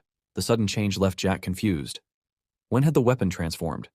And what kind of spearmanship was this? Jack had assumed Yu-hyun was strictly a swordsman. Still, he quickly adjusted, thinking he had now gauged the spear's reach and Yu-hyun's combat style. He admitted internally that Yu-hyun wasn't an ordinary teller and decided to take the fight seriously, believing that he was now out of the spear's range. Confident, Jack charged with the intention to stab Yu-hyun before the spear could reach him, but Yu-hyun's attack landed cleanly on Jack's shoulder, sending a wave of pain through him. Shocked, Jack couldn't understand how the spear had reached him from that distance. Yu-hyun pointed out that while Jack had been trying to evade attacks, he had clearly failed to anticipate this one. Looking closer, Jack realized the spear had extended in length mid-attack. Outraged, he accused Yu-hyun of cheating. But Yu-hyun dismissed the complaint, reminding Jack that he was the one who had initiated the battle with an unfair advantage, and the real issue was Jack's lack of skill. Furious, Jack launched another charge. His strategy now was to close the distance so Yu-hyun couldn't counter. He promised himself a brutal kill, but as he rushed in, Jack collided headfirst into a shield. The sudden impact left him stunned. It wasn't just a weapon switch, Yu-hyun's weapon itself could change form. Before Jack could react, Yu-hyun slashed at him with a sword. Jack managed to block with his dagger, but Yu-hyun pressed forward. As he raised his weapon overhead, it transformed once more into a new form mid-swing. With incredible force, Yu-hyun struck down at Jack. The audience watched in stunned silence. Murmurs spread through the crowd, questioning the nature of Yu-hyun's weapon. A weapon that could change forms, and he wielded each form with expert precision. Could he truly be a teller? Some speculated on where he might have obtained such a weapon. Mentions of Eden and Pandemonium surfaced, both known for their interest in powerful libraries. Others whispered rumors about deeper forces. Some even claimed that Deep Dark and Michael had shown interest. Elsewhere, Satan was also watching the match. He acknowledged Yu-hyun's undeniable ability to draw attention. Though slightly bitter about being rejected, his curiosity grew. Hearing the mention of Deep Dark, he wondered if the rumors were actually about him. Yu-hyun launched another swift attack toward Jack, but Jack managed to dodge by stepping aside just in time. Watching the fight, Jinpung expressed his confusion, and Argyle echoed the same, questioning Jack's strange behavior. But Jack, consumed by frustration, shouted in rage. Despite Yu-hyun cornering him this far, Jack claimed Yu-hyun had let his guard down. He believed the battle should have ended when Yu-hyun had the upper hand but failed to finish it. Fueled by anger, Jack began unleashing more aggressive energy. Argyle watched in shock as Jack began revealing his traits mid-fight. She hadn't expected him to resort to such powers against someone of employee rank. Seeing Jack take things that far, she quietly acknowledged that this round was effectively over. Jack screamed in fury, vowing not to hold back anymore. Leaping into the air, he began moving with incredible speed. His movements were so fast and chaotic that the audience couldn't follow him with their eyes. They were stunned, questioning how a collector that powerful had remained under the radar all this time. Jack taunted Yu-hyun, daring him to keep up with his speed and warning that it was too late for regrets. But Yu-hyun remained calm. In a flash, he grabbed Jack's arm mid-charge and flung him far away with overwhelming strength. As Jack crashed, Yu-hyun declared that if he had known Jack would be this underwhelming, he would have ended the battle much earlier. Lying on the ground, Jack groaned in disbelief. In his mind, this stage had been meant for him. He had seen himself as the main character, and Yu-hyun was supposed to be nothing more than a stepping stone, just a sacrifice to highlight his greatness. He couldn't accept how he had lost so completely. But Yu-hyun explained his downfall clearly. Jack had grown too drunk on his own power and stopped seeking more knowledge. That arrogance had led to his defeat. He told Jack to take a good look at the person who had defeated him, not just as a victor, but as the true main character of this stage. This victory wasn't luck. It was the expression of Yu-hyun's strength, his worth, and the power Jack had been underestimating all along. With that final declaration, Yu-hyun raised his sword and delivered the finishing blow, ending the battle. After Jack's defeat, the system announced Yu-hyun as the winner of the storytelling battle. It declared the field would disappear and the winner would soon receive a reward. Hearing this, Yu-hyun couldn't hide his happiness. Meanwhile, Hyerim was left stunned. Blushing, she silently accepted that Yu-hyun had truly won. She regretted not believing in him earlier and finally embraced her feelings. For her, he had become irreplaceable, her light unstoppable and undeniable. From afar, Michael observed the entire battle through the system. He realized why the divine spirits had shown such interest in Yu-hyun. Despite the crowd, Yu-hyun had acted boldly. Michael anticipated that even more divine powers would begin watching him closely and started expecting greater things from him in the future. The scene then shifted to the waiting room, where Argyle was confronting Jinpung in a rage. She demanded answers, furious that their heavily invested collector had been defeated publicly by a mere rookie teller. Jinpung, trembling, claimed it shouldn't have been possible and suspected someone else might be backing Yu-hyun. Argyle, however, wasn't convinced. She shouted that even if Yoo-hyun had outside support, it wouldn't change the current disaster. The situation had spiraled beyond recovery, and someone needed to take the fall. That person, she insisted, was the one who caused all of this. Begging for forgiveness, Jinpung tried to plead his case, but Argyle remained cold. She declared that forgiveness meant nothing now. The failure had cost their department not just money, but something far worse.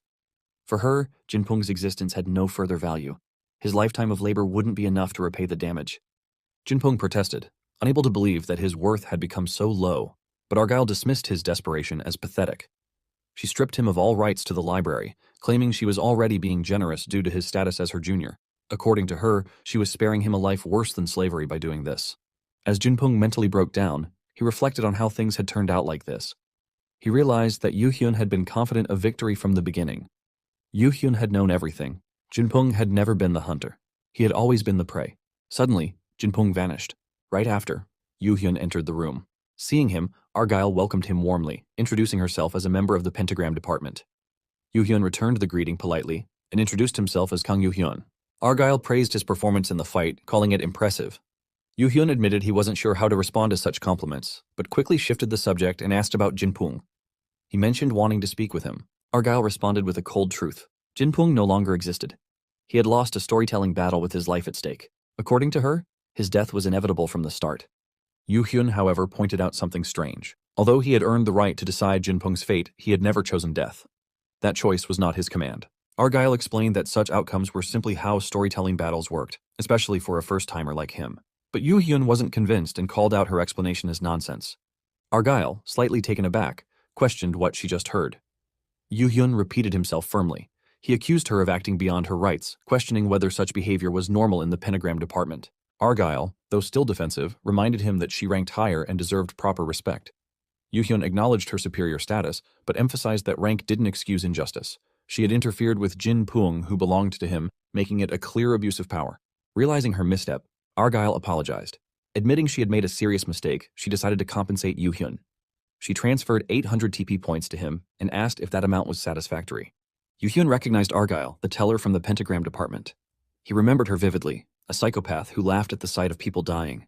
The memory of her gathering those who rejected the trial, only to unleash a blood-soaked storm while laughing, was burned into his mind. She had looked down on the corpses as if they were less than insects.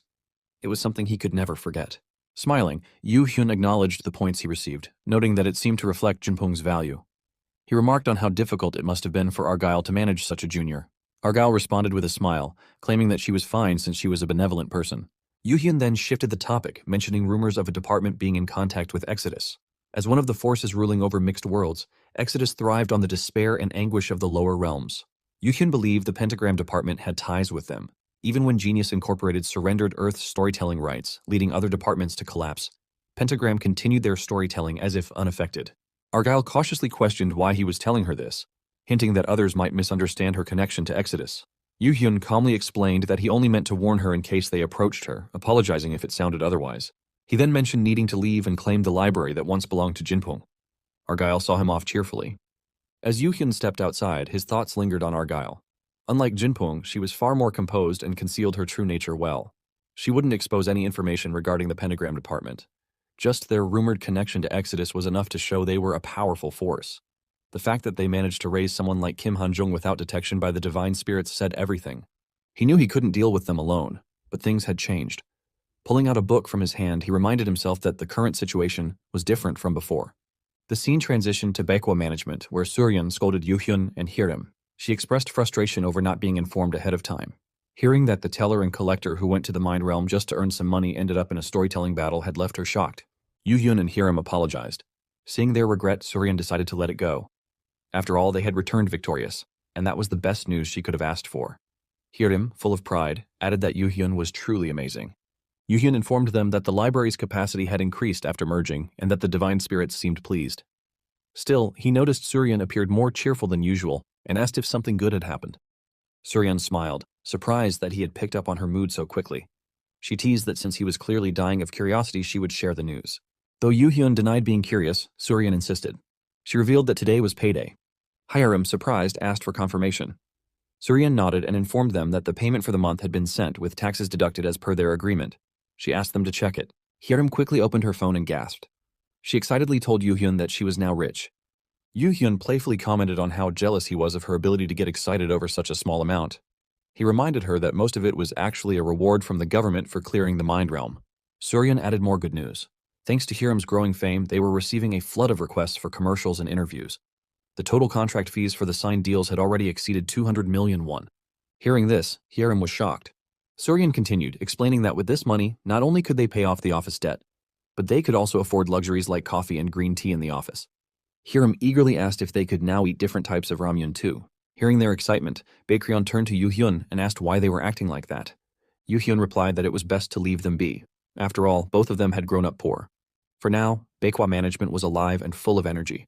Yoo-hyun began reviewing his notifications, realizing one from Celestial Body Inc. had been buried under the flood of alerts from the storytelling battle. It turned out he had completed a long-term mission. Delighted, he understood this meant a promotion, recognition for his role in the recent events. He figured he was now a senior associate, though it meant he'd soon have to visit headquarters. The only issue was the time the promotion ceremony would take. Still, he acknowledged that his rapid growth had caused this. Just then, Hiram noticed something and asked him about it.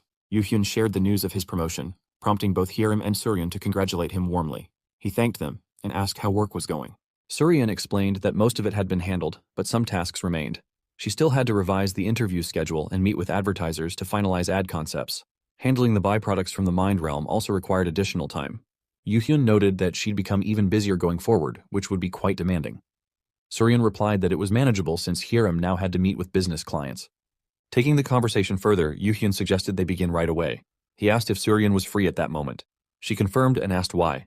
Without hesitation, Yoo-hyun proposed they go on a date, catching Suryan completely off guard. As the two headed out, Suryan asked why he would say something like that in front of Hiram. Yoo-hyun admitted that he had meant to tease Hiram for acting out lately, but perhaps the effect was stronger than he expected. He then brought up her ongoing struggle to find a company to process the mind realm byproducts. Surprised, Suryan asked how he knew. Yoo-hyun explained that although their agency had grown fast, it was still tough for an unknown company to secure contracts. She admitted that was true, though she believed time would help. Yoo-hyun disagreed. He said waiting too long would hurt their chances, and emphasized the need to sign a deal soon to build trust. He offered his help, saying that if a teller showed up in person, it would be harder for companies to dismiss them. Grateful, Suryan accepted, and said there was a company she had in mind, but there was a problem. She asked if he would hear her out. As they sat down for coffee, Suryan opened up about her past. Her family had once been affluent and peaceful, even though she was raised without a mother. Her older brother had been a respected collector, known as a rising star with many allies and a good reputation. But everything changed when he died in an accident. What followed was worse. Several other collectors were injured or killed during that time, including members of major clans. One of those clans sued her late brother, blaming him for everything. Though he was no longer alive to defend himself, the court ruled in favor of the powerful clan. Her family was left buried in debt. Yoo-hyun considered how the court likely had no choice but to side with the influential clan. He could sense how deeply Suryan believed in her brother's goodness. He had been more just and kind than anyone, devoted to family, and openly critical of the current direction of society. Yoo-hyun asked whether her brother had opposed the mind realms. Suryan confirmed that he believed they should not be maintained. That single detail made everything clearer to Yoo-hyun. The powerful clans had a strong interest in preserving the mind realms. It was likely that this opposition had led them to target Suryan's brother. He suspected the accident that killed him may not have been accidental at all. He resolved to investigate it soon. At that moment, someone approached them. Recognizing Suryan, the person greeted her warmly. They expressed surprise at seeing her, and mentioned feeling sad after she left the clan. They then questioned whether her small management company could actually make any money. Yoo-hyun turned to Suryan and asked who the man was. Suryan introduced him as her senior, John Kwang-seok, someone she had worked with at her previous job. John glanced at Yoo-hyun with condescension, questioning if this fragile-looking man was a collector under contract. He mocked Suryan's success, calling it impressive during a labor shortage, as most personal management agencies failed quickly. He wondered what method she used to secure Yoo-hyun, suggesting it was a contract-related meeting. Doubting her capabilities, he asked if she could even manage a collector. Introducing himself as John Kwang-seok of the Hanwol clan, he assumed everyone had heard of them. Yoo-hyun calmly stated his name, prompting John to dismiss him for being unfamiliar. He asked if Yoo-hyun had awakened recently, inquired about his collector rank, and noted the absence of weapons or gear. Irritated, Yoo-hyun told him to back off. Offended, John demanded how someone so young dared to speak to him that way. Yoo-hyun didn't hold back and admitted he wanted to punch him and send dust flying, only restraining himself out of respect for Suryan. But Jeon's attitude was pushing limits. Jeon, now fuming, reminded Yoo-hyun that he was a Hanwol clan member and questioned how a no-name collector could threaten him. Yoo-hyun replied that insulting Jeon was no different than insulting himself. and he wouldn't tolerate it. John then mocked their relationship, implying that Suryan had used personal means to win Yoo-hyun over. He said he would have entertained the idea himself if she had acted like that while still at his company. Calling it a shame, he laughed cruelly. Unable to bear more, Yoo-hyun punched John in the face, stunning everyone around them. John, shocked and enraged, yelled about the severity of attacking a citizen. He threatened to sue and ordered someone named Hyunsuk to call the special unit. Yoo-hyun calmly revealed that it would be pointless, as he wasn't a collector and hadn't broken any laws. He was a teller, and collector laws didn't apply to him. This revelation shocked the surrounding crowd. With a cold tone, Yoo-hyun urged John to continue saying what he had earlier. At that moment, John's men surrounded Yoo-hyun and warned him to stop, threatening to act if he didn't. Yoo-hyun challenged them to draw their weapons, warning that the moment they did, they would all die by his hands. His presence and confidence were overwhelming, and within seconds, the men backed off and ran away in fear. After the tension settled, Yoo-hyun turned to Suryan and asked if she found him trustworthy. She replied that she couldn't stop him and asked why he had chosen her. Yoo-hyun told her she was perfect for the role and he believed she would succeed. Tellers had the unique ability to recognize someone's talent. Suryan confessed that after the lawsuit, she had been blacklisted by major clans and faced difficulties in finding companies to handle the byproducts. Yoo-hyun asked if she resented her brother. Suryan admitted she did initially, but over time, she realized he wasn't a bad person. He was simply dedicated and hardworking, which had threatened those in power. Yoo-hyun questioned if she planned to accept such injustice silently. Suryan hesitated, unsure of how she could fight back against such influential people. Yoo-hyun acknowledged the challenge but assured her that he would help. He proposed that they disrupt the current system, stir chaos, and prove they weren't wrong. Though it may have sounded absurd, he was confident she would change her mind. He suggested they start by finding a company to manage the byproducts and extended his hand to her. Suryan grasped his hand and warned him that he might regret it. Yoo-hyun simply responded that he was the kind of person who acts first and regrets later. Suryan looked at Yoo-hyun, surprised by how easily he had achieved something she struggled with despite all her efforts. Yoo-hyun simply replied that he had only done what he could. Doubt crept into Suryan's voice as she wondered if he even needed her as a manager anymore. But Yoo-hyun reassured her, telling her she was only weak in that particular situation and reminded her that they were in this together. They were already on the same path, supporting each other. He suggested they head back before Hyerim got impatient.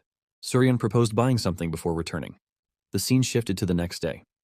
Yoo-hyun stood, lost in thought, believing the matter would soon be resolved. At that moment, Suryan appeared with Hyerim, now fully prepared. Hyerim asked Yoo-hyun for his opinion on her look, and he told her she looked even more beautiful than usual. Suryan teased him, calling him a total player. They arrived at a large building, and Hyerim was impressed by its size. Yoo-hyun explained it was one of the nation's top 3 magazines, and reminded her not to worry while also protecting her public image. Approaching the front desk, Yoo-hyun greeted a man and mentioned they were there for the Sword Empress's interview. The man directed them to take the elevator to the 7th floor. Upon seeing Hyerim, the man became visibly flustered. Before parting, Suryan asked if Yoo-hyun and Hyerim would be fine without her, as she had something else to handle in the lobby. Yoo-hyun nodded in agreement. Inside, a lady welcomed them warmly. She asked Yoo-hyun about himself, and he introduced himself as Kang Yoo-hyun, there to support collector Kang Hyerim. The lady revealed her name as Shin Ga-ryong, team leader of the department responsible for collecting magazine. Yoo-hyun recognized her as a friend of Suryan. Shin suggested beginning the Kwanda session. She brought up Hyerim's recent record of clearing multiple mind realms, a rare achievement among collectors, and asked about her goals behind this unusual path. Hyerim stated that she didn't need a specific reason. She was simply fulfilling her duty as a collector. Shin noted that Hyerim was now being called the Sword Empress and asked how she felt about it, along with any future plans. Hyerim responded positively. Impressed by her composure, Shin mentioned that many collectors in the past behaved arrogantly, unlike her. Then, shifting tone slightly, Shin shared a rumor she'd heard about a teller spending time among humans. She noted how rare that was, and even more so because the teller had given up the divine protection over his body to enter mind realms alongside a collector. Yoo-hyun realized that Shin had known it was him all along. He confirmed it, openly admitting he was the teller in that spreading urban legend. Shin lit up, pleased that her assumption was right. She apologized if her questioning had seemed rude, clarifying it stemmed from personal curiosity, not a journalist's intent. Yoo-hyun invited her to ask what she truly wanted to know. Shin asked why he entered the mind realms. Yoo-hyun casually responded that it was the best way to gain popularity. Shin agreed, but noted she didn't believe that was his only reason, especially considering the criticism and hatred he faced. Yoo-hyun said no explanation would make sense right now. He admitted he had personal goals, but now he was chasing something even bigger. With that, he decided to end the interview, reminding everyone that the true star of the day was the Sword Empress, not him. Shin accepted that and wrapped up the session. As a playful aside, she mentioned wanting a connection where she could contact Yoo-hyun personally, then laughed it off as a joke. After the interview ended, Yoo-hyun returned to Suryan. She asked him how it went, casually mentioning that the interviewer was a bit of a prankster but probably didn't go overboard. Yoo-hyun replied that it went well overall, though the lobby seemed unusually noisy. As the commotion grew, people nearby started murmuring about a famous collector named Kyung-soo who had just arrived. His popularity seemed to outshine even most other top collectors. Noticing the buzz, Baekryun asked Yoo-hyun what was going on with him. Yoo-hyun brushed it off, saying it wasn't any of his concern. Turning back to Suryeon, Yoo-hyun told her it was time to go. But Suryeon seemed momentarily dazed, asking herself what she had just been doing. Holding a book belonging to Kyung-soo, Yoo-hyun began to suspect something was off. It had only lasted a moment, but it seemed Suryeon had been momentarily bewitched by the man. He questioned what exactly Kyung-soo's ability was, and upon reading, discovered the answer. His trait was labeled as Casanova. That explained why Suryeon had lost focus so briefly. Just then, Kyung-soo approached them directly and greeted Hiram with charming words. Introducing himself as Ju Kyung-soo, known publicly as Artist, he complimented her beauty and said he had heard about her reputation as the Sword Empress. He added that she was even more stunning than he expected, comparing her to a white lotus floating on a calm lake. Hiram responded calmly. Yoo-hyun observed that even Kyung-soo's Casanova trait had no effect on Hiram's mental strength. Baekryun, overhearing the exchange, asked Yoo-hyun if he noticed Kyung-soo had specifically come after hearing about Hiram's beauty. Yoo-hyun realized that was indeed the case. Kyung-soo had come just for her. Stepping forward, Yoo-hyun interrupted, telling Kyung-soo to back off as Hiram was feeling uncomfortable. Kyung-soo demanded to know who he was.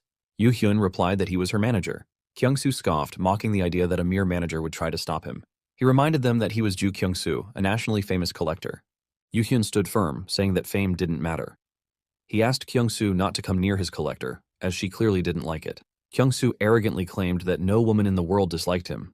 There were only women who didn't know him yet. Fuming inside, Yoo-hyun thought this was the first time he actually missed the chaos of the lawless end. The tension broke when Hiram spoke up, telling Kyung-soo he was being a nuisance. He quickly shifted tone, saying that if the beautiful lady requested it, he would stop. Still, he asked if she'd have tea with him if she had time. Hiram rejected the offer firmly, saying she had no time for that. Kyung-soo insisted she didn't need to be shy and offered to give advice as her senior if there was anything troubling her as a collector. Hiram replied that there was nothing and asked him to leave immediately. Kyung-soo's demeanor changed.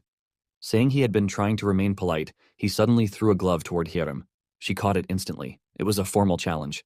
With excitement rippling through the crowd, people began shouting that artist Kyung-soo had challenged the Sword Empress to a duel.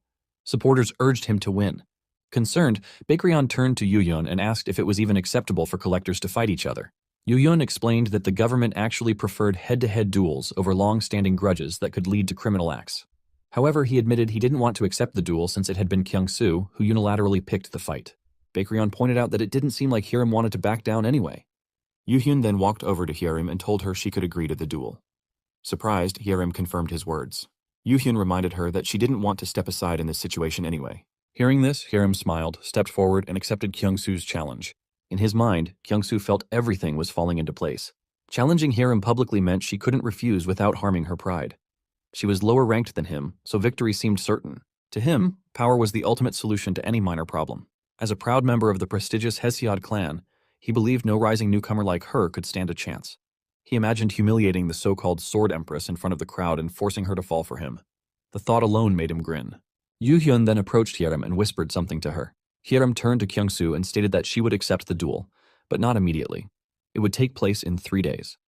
Kyung-soo silently scoffed at the delay, finding it amusing. He thought she was being naive if she believed anything would change in just 3 days.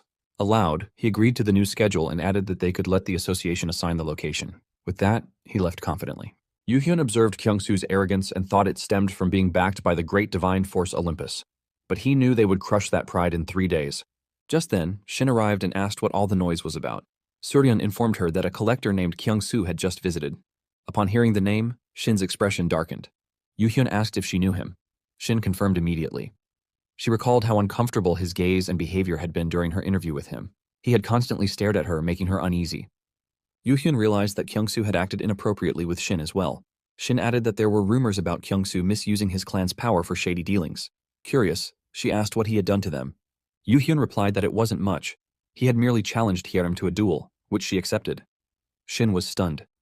Although Hiram was a promising talent, there was still a considerable gap between her and Kyung-soo. Yoo-hyun reassured her that they weren't acting recklessly. They had something planned.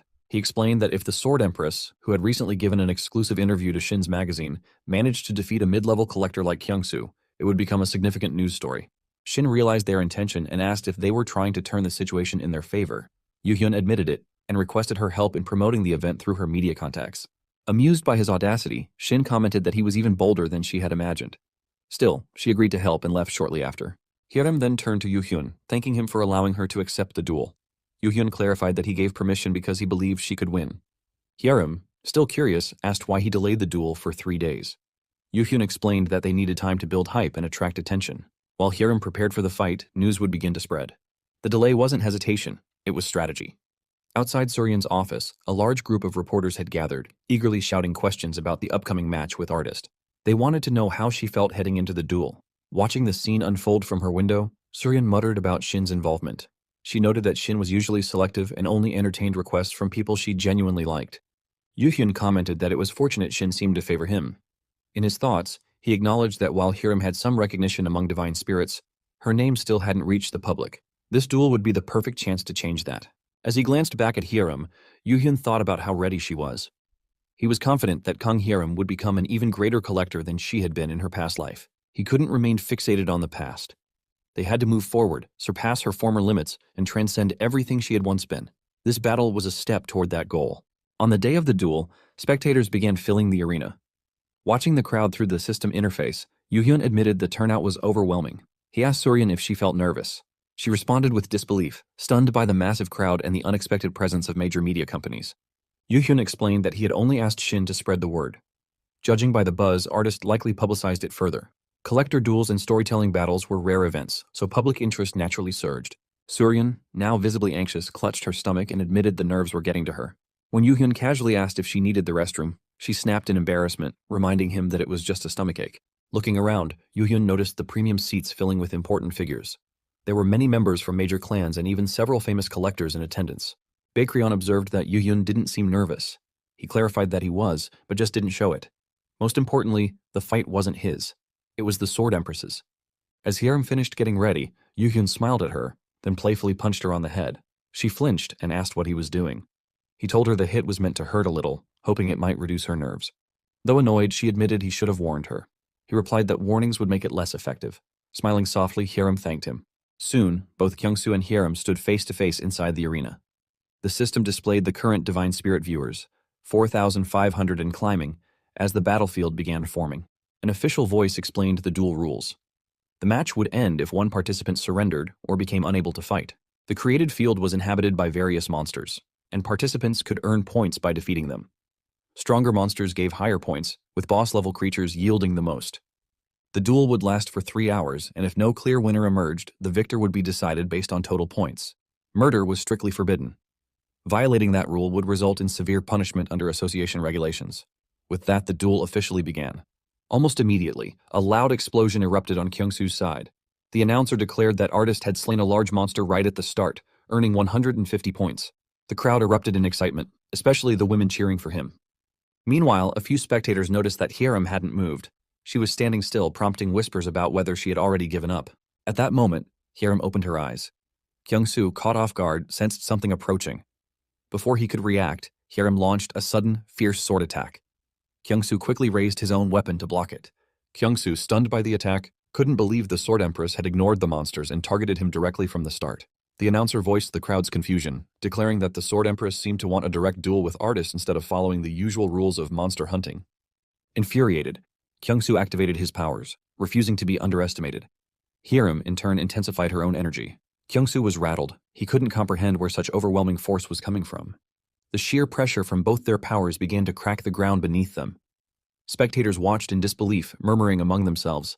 Many had heard of her strength, but no one expected this level of dominance. Hyerim felt exhilarated.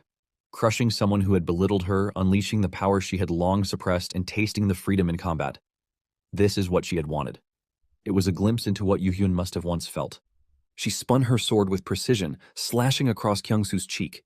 Enraged, he shouted about the damage to his face and charged forward. But Hyerim swiftly struck his hand, knocking his sword to the ground. Without pausing, she jumped and landed a crushing knee to his face, causing blood to spill from his mouth. The audience gasped at the brutal assault. Realizing he was losing, Kyungsoo panicked. He couldn't allow himself to be defeated by a lower-ranked collector. He tried to focus. If he could stay calm, he could predict her moves and counter them. Just as he tried to regain control, Hyerim dashed toward him. Believing this was his moment, he readied himself, but she sidestepped at the last second and circled behind him. His frustration boiled. Was she toying with him? Fueled by rage, Kyungsoo launched a desperate attack, but Hiram struck first, landing a powerful punch to his face, then delivering a rapid series of blows. Both Yoo-hyun and Soo-hyun were shocked by the ferocity. Hiram didn't stop. She continued hammering Kyungsoo with punches, not giving him a single chance to surrender. Girls in the audience began whispering in surprise. They had believed Kyungsoo to be powerful, but now saw he had relied only on his looks and arrogance. Others questioned why the fight wasn't being stopped, but officials couldn't intervene. Hiram was relentless, not even allowing him a moment to utter surrender. Finally, she clasped her fists together and slammed them into Kyungsoo's face with devastating force. The impact caused an explosion across the battlefield. Kyungsoo collapsed, completely defeated. The announcer declared the match complete. The Sword Empress had emerged victorious. The battlefield's disabling field slowly deactivated as silence fell over the stunned arena. Argyle silently observed the match and noted Hiram's timing, unleashing hidden strength precisely when it mattered most. It was clear to her that someone had instructed Hiram, and she had no doubt it was Kang Yoo-hyun. Though she originally wanted Yoo-hyun to fail, the outcome left her bitter. The desire to tear apart his calm, smug face surged within her, but she knew that any rash action could backfire, giving Yoo-hyun the upper hand. So she restrained herself, determined to wait patiently for the right opportunity. Meanwhile, Hiram reunited with Yoo-hyun and Soo-hyun. Soo-hyun, overwhelmed with joy, praised Hiram's incredible performance and how the audience had reacted enthusiastically. Hiram smiled and thanked her warmly. Yoo-hyun also complimented her, telling her how impressive she had been, and the words touched Hiram deeply. She responded with a grateful smile. Elsewhere, a tense meeting was underway inside a formal conference hall. Members discussed the threat Hiram posed. Many feared that if they allowed the Sword Empress to continue unchecked, they could lose countless mind realms. Yet, with public support on her side, taking direct action against her was nearly impossible. Frustrated, they questioned whether they were supposed to do nothing and simply accept the situation. Among them sat Lin Gunwoo, a member of a high-ranking third-level collector clan. He addressed the others with a calm, yet dismissive tone, suggesting they let things unfold naturally, confident the factions would eventually turn on each other. Another attendee challenged Gunwoo, reminding him that even if he was there unwillingly, he should still participate seriously. Gunwoo kept his thoughts to himself. He reflected on how he wouldn't have attended if not for the clan leader's command. He disliked how these people manipulated the mind realms and were plotting to exclude the Sword Empress. To him, this place was filled with gluttonous, self-serving men, and he felt out of place among them. Back at Baekwa Management, Soo-hyun scrolled through her phone in awe. Online platforms were flooded with discussions about Hiram. Soo-hyun hoped that Hiram's popularity would only grow and that Baekwa Management would continue receiving endless collaboration offers. Hiram then turned to Yoo-hyun and asked what had been on his mind. Yoo-hyun responded with a decision. He wanted to bring in one more collector. His sudden declaration surprised both Hiram and Soo-hyun, leaving them momentarily speechless. Tears welled up in Hiram's eyes as she mumbled about being abandoned. Yoo-hyun responded calmly, trying to clarify that he had never left her.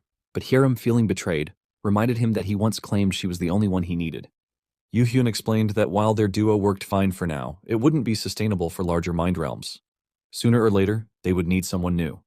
He reassured her that it wasn't urgent yet, but eventually another collector would be necessary. He even suggested that with Hiram's rising rank, it might be nice for her to have a junior and be treated as a senior. Cheered up, Hiram agreed playfully, declaring that she would overlook the situation with the generosity of a senior.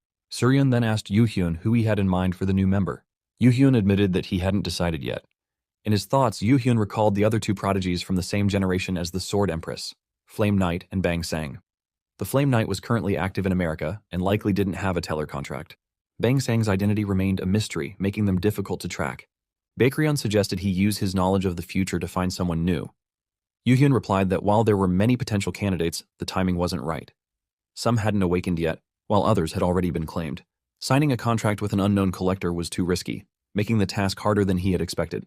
Baekryun pointed out that his standards were high and the current situation wasn't favorable. She asked what he planned to do next. Yoo-hyun thought about the upcoming collector completion ceremony, a key event where newly awakened collectors entered the recruitment market. He considered that it might be the perfect opportunity to find a hidden gem, someone powerful who hadn't yet realized their true potential and remained unnoticed by others. Just then, a system notification appeared. A video call began, showing a strange monster-like figure. The figure congratulated Yoo-hyun, mentioning his upcoming promotion to senior associate. Confused by the caller, Soo-hyun asked who it was. Yoo-hyun admitted he had never seen them before and suggested they step aside. Upon spotting a horn, Yoo-hyun suddenly recognized the figure and asked if it was the same horned person he had met during the entrance ceremony. The figure clarified their name. It was Alicia. Yoo-hyun was surprised at the transformation. The once tiny creature had grown into a stunning figure, now appearing as a red demi-human. Trying to shift the conversation, Yoo-hyun greeted her and asked about her current assignment. Alicia explained she had entered the department successfully and was now working on a planet named Altalon, a world where swordsmanship and magic coexisted. She was receiving help from her seniors and progressing well. Yoo-hyun noted that she must be skilled to be assigned to a fantasy realm. Alicia confidently shared her success, boasting that she had already reached 500 viewers in her library. She had a strong collector, once known as a bad boy, now top tier. Yoo-hyun guessed he might be a noble, and Alicia was surprised he got it right, confirming her collector came from a county. Impressed, Alicia asked how Yoo-hyun knew so much. Yoo-hyun silently noted that Alicia had chosen a bad boy protagonist for her storyline. Alicia then brought up the Teller forum and asked if Yoo-hyun had checked it lately. He hadn't.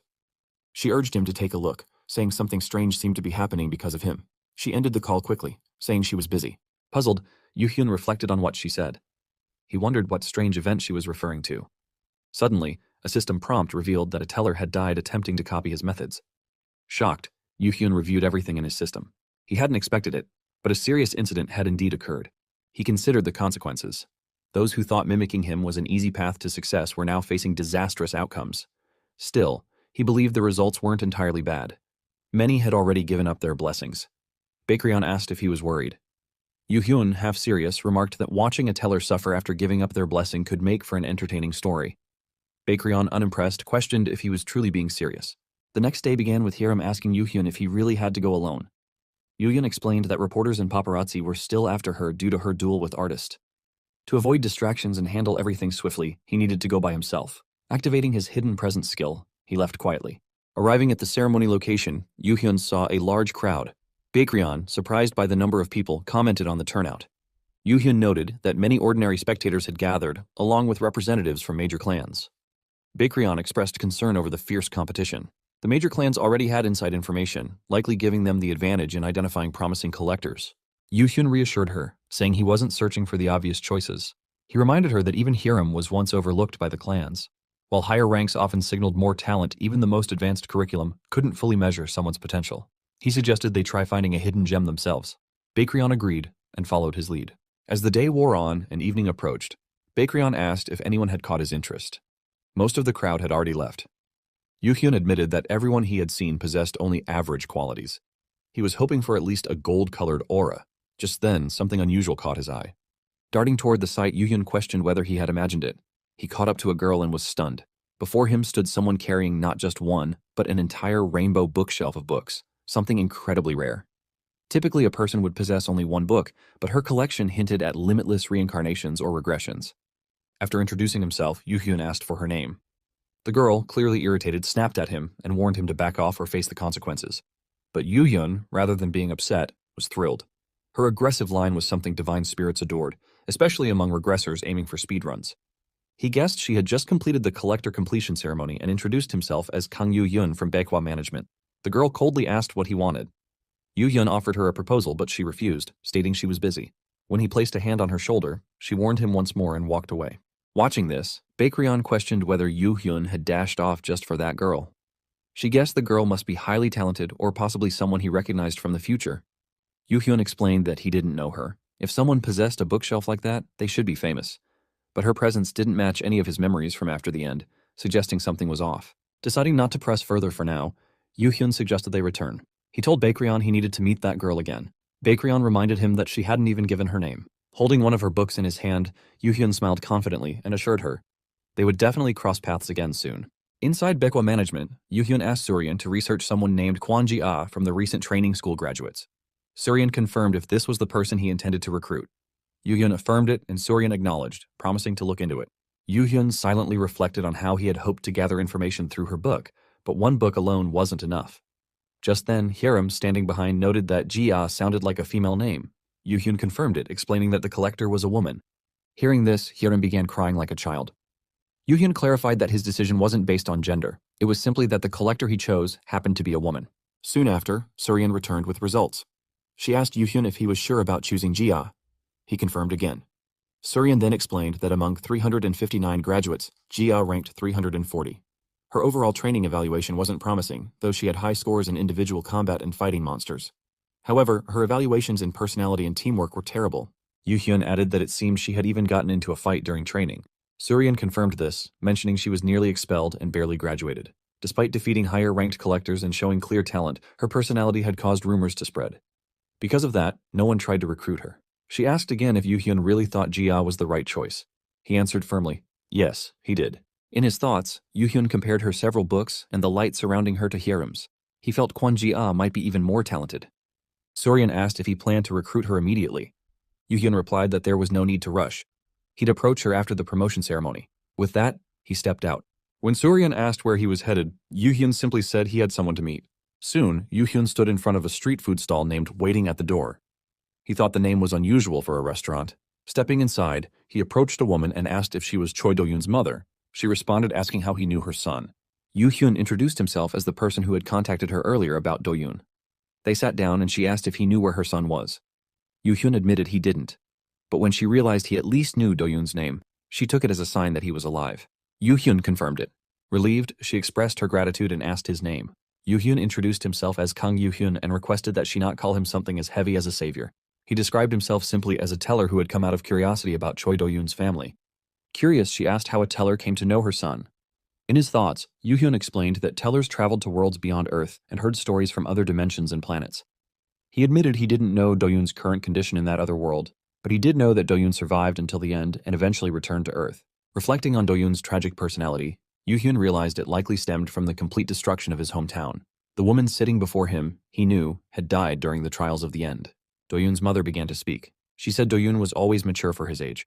Her husband had passed away before Do-yoon was born, so he grew up without a father but never gave her trouble. She always felt apologetic toward him. Even a mature child was still a child with dreams and desires, but she had been unable to do anything for him. When he went missing, it felt like her world had fallen apart. As a mother who had done nothing and then lost her son, she felt crushed.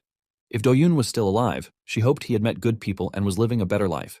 She believed that even if he returned to a poor mother running a street food stall, he wouldn't be happy. Yuhyun calmly responded, understanding the mother's guilt toward her son, but he explained that hoping her son was happy in another world was asking too much. He wasn't sure what Choi Do-yoon had truly felt, but he believed Do-yoon endured everything while thinking of his mother. Though Yuhyun had confirmed that Do-yoon was alive, he had never said the boy was happy. That distinction, he hoped she would understand. Despite having the power to chase wealth and fame in another world, Do-yoon had chosen to return to Earth. It wasn't for glory, but simply because she was his family. Yuhyun believed Do-yoon was working hard just to meet her again. Hearing that, the mother broke into tears. She agreed. They were family, and Do-yoon must want to see her just as much. She thanked Yuhyun for helping her realize how meaningless her doubts had been. Then, almost knowingly, she added that Yuhyun seemed to understand her son unusually well. Yuhyun downplayed it, saying he had only heard stories about Do-yoon from others. The woman smiled gently, wondering if Do-yoon had made a good friend. Yuhyun, thinking to himself, noted how she had caught on to something. His own mother had been like that. All mothers, he thought, were sharp in their own way. She then invited him to stay for a meal. But before he could respond, some rough-looking men stormed into the shop, demanding once again that she sell her restaurant. She raised her voice, asking who they thought they were to keep saying such things. One of them claimed it was their business and warned her against being uncooperative. Trying to deflect, she told them she had a customer and asked them to leave. They scoffed at the idea of a customer in such a shabby place. One of them turned to Yuhyun, threatening him to leave if he didn't want trouble. Yuhyun, unfazed, quietly admitted to himself that helping out here felt like a favor to someone he wasn't fond of. But he couldn't ignore her expression. He decided to step in. As one of the men prepared to punch him, the entire group suddenly found themselves crashing out of the shop and onto the street in a heap. Yuhyun approached slowly. Startled, one of them yelled at him, reminding him that a collector wasn't allowed to touch civilians. Yuhyun responded coldly, pointing out that he wasn't a collector. Dragging the group along, he remarked on how all of them parroted the same scripted lines, questioning if they had received the same macro instruction. In a nearby alley, he demanded they reveal the location of their office. One of them stammered, asking why he wanted to know, wondering if he regretted what he'd done. Yuhyun clarified that he had no intention of apologizing. He just wanted to destroy the problem from its roots along with the rest of them. He glanced into the man's mind or memories and confirmed their office was at 72 Seolhwa Road. The thug asked who had sent him and what he planned to do. Yuhyun explained plainly. He had no big plan. He'd go to their office, cause a scene, and tell everyone he found it easily thanks to them. Panicking, the man asked who would believe him. Yuhyun reminded him that someone with experience like his should already know how this industry treated traitors. The man shouted in frustration, calling Yuhyun crazy. Yuhyun smirked, admitting he liked that word. As he walked away, Yuhyun thought about the convenience of having the engraver title. With a soundproofing layer engraved here, not a single sound would leak out. That ability, gifted when he woke Bakerion, was proving quite useful. He returned to the shop, where Doyun's mother asked if he was all right. Yoo-hyun reassured her that he had handled them. As a teller, dealing with such people was simple. He added that they probably wouldn't return, so she didn't need to worry. Silently, he used his engrave ability on the shop. As he turned to leave, she thanked him again for everything. Yoo-hyun quietly took his leave, thinking to himself that it was now time to take care of his other work. Later, Yoon-hyun stormed into the enemy's office and beat the crap out of them. One of the men, furious, turned to Yoon-hyun and demanded how he had discovered their location. Calmly, Yoon-hyun revealed that their own subordinate outside had carelessly given it away. Enraged, the man lunged forward with a bat, attempting to strike Yoon-hyun. But Yoon-hyun evaded the attack with ease, leaping aside as the weapon crashed into the floor. A smirk appeared on Yoon-hyun's face as he identified his opponent. A collector. He quickly realized that if these people had the means to hire collectors, they were clearly backed by someone powerful. Recognizing the opportunity, Yoon-hyun declared that he had unexpectedly baited a big fish. The statement unsettled the others, and one of them barked at his comrades to kill him. Yoon-hyun responded with a fierce kick to the man's face. Another attacker rushed in with a knife, but Yoon-hyun calmly caught the blade with his fucking bare hands. The man was left dumbfounded, unable to comprehend how Yoon-hyun had managed it. Inwardly, Yoon-hyun mocked the man's expression, wondering if he had never seen a knight before. It has revealed why he can do this is because of his title Combat Knight. It enhances physical and defensive abilities. Yoon-hyun then gives the man a straight love from his fist, sending the man sprawling, stunning the rest. Standing firm, Yoon-hyun challenged all of them to come at him together. What followed was a brutal onslaught. Yoon-hyun tore through the group one by one, leaving each man injured and groaning on the floor. One of them was even slammed headfirst into the wall. Amid the chaos, a terrified man clutching a box of money. He asked who Yoon-hyun was and warned him about the consequences of a collector attacking civilians. But Yoon-hyun dismissed the warning. He reminded the man that people like them had no right to talk about consequences. Legally, they couldn't touch him. The man, growing more fearful, tried to speak but hesitated.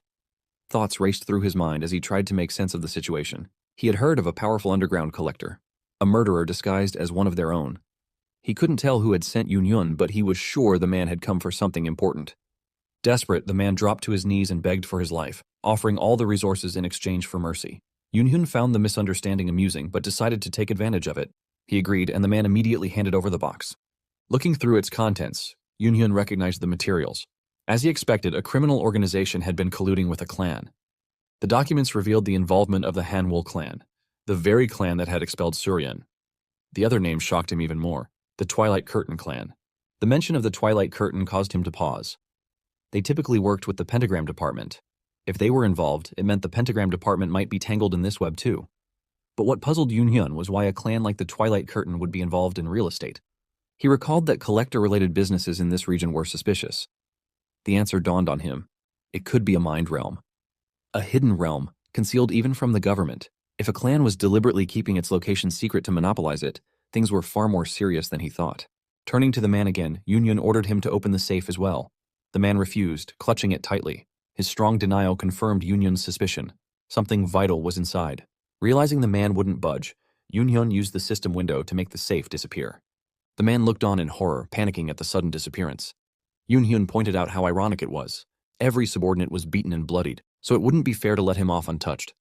The man stared in confusion, trying to grasp his meaning. But before he could speak further, Yoon-hyun landed a heavy punch on his face.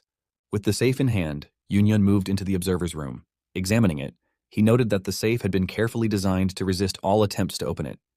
It made sense. They had likely avoided digital systems to prevent hacking. Still, Yoon-hyun wasn't concerned.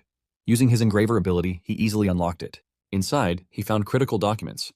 What he uncovered was far more significant than he had imagined. He wondered how best to utilize such precious information. Elsewhere, the three men who had initially leaked the location now knelt before their furious boss, pleading for mercy. They insisted they had done nothing wrong, but their boss roared in rage, blaming them entirely. If they hadn't talked, that lunatic never would have found their office. As tension filled the room, the superintendent of the office arrived. The boss quickly shifted his tone, rising to greet the superintendent with a respectful welcome. The superintendent, a man of fearsome authority, stared coldly at his subordinates. He had already heard the news. Their secret operation had been compromised. Major information had been leaked, all because of one person. His voice was calm, but the weight behind it was deadly. One of the men, trembling, stammered a reply. It wasn't how it looked. Yes, the safe had been taken, but the intruder wouldn't be able to open it. They all knew what kind of safe it was. If someone tried to force it, the consequences would be severe. Without a word, the superintendent stepped forward and glanced at the three men standing nearby. His eyes scanned them, and he asked if these were the ones responsible for the failure. Their superior confirmed it without hesitation.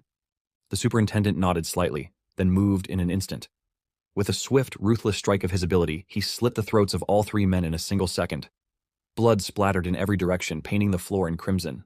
Turning back, he said he would spare the others, just for today. They had been efficient until now, and that granted them a moment of mercy. The superior, stunned and grateful, thanked him profusely.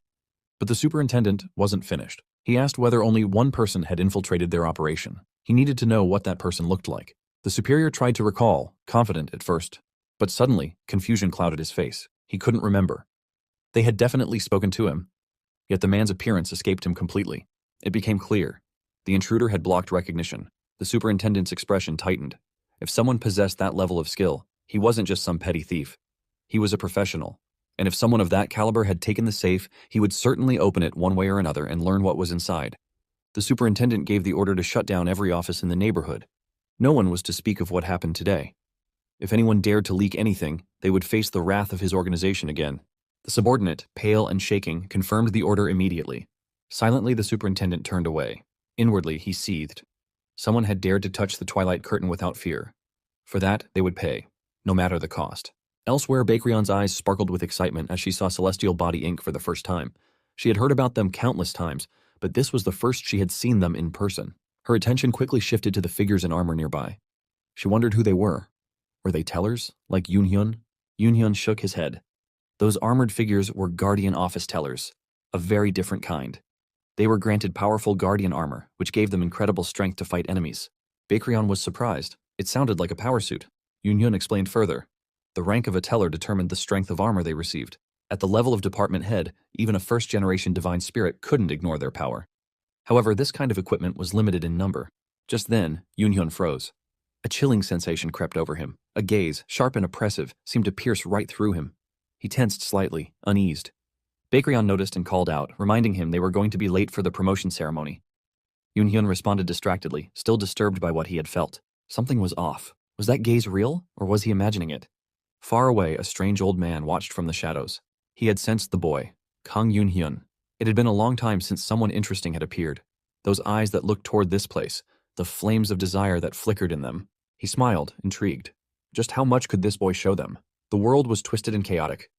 But maybe, just maybe, this young teller could light it up with a story worth remembering. Yoonhyun glanced to the side, a shiver suddenly running down his spine. He muttered to himself, unsettled by the unexpected chill. Bakrion noticed his reaction and asked if he was feeling nervous. But Yoonhyun denied it, explaining that he had earlier sensed someone watching him. Bakrion confirmed it wasn't just a feeling. She too had felt a gaze coming from above, from the same direction where Yoonhyun had looked up before. Surprised, Yoonhyun processed her words. That gaze wasn't his imagination. The upper level was usually reserved for high-ranking individuals. If that was true, then the one watching could only be someone extraordinary. The possibility struck him. Perhaps it was one of the first tellers, maybe even Celestial Body Inc.'s CEO, Junwang Lutpiot. But the idea that Lotpiot would be looking at him was hard to grasp. After all, the first tellers were as powerful as the first-generation divine spirits. Still, Yoonhyun tried to stay positive. He reminded himself that he too was one of the tellers under the same company. There was no reason for hostility. With a calming breath, he decided it was best to ignore it for now. Just then, Bakrion called out to him, urging him to hurry. The promotion ceremony was about to begin. As the ceremony commenced, the audience was asked to applaud those being promoted. Among the crowd, a teller pointed out Yoonhyun by name, impressed. Another commented on his meteoric rise, noting that he had given up his blessing, yet still advanced to the role of senior associate at an incredible pace. On stage, Bakrion leaned toward Yoonhyun, telling him that everyone's eyes were on him. Yoonhyun agreed. He was getting promoted in a dramatic fashion, even the CEO was present. The attention he was receiving now would have been unimaginable for his former self, but he had no plans to stop.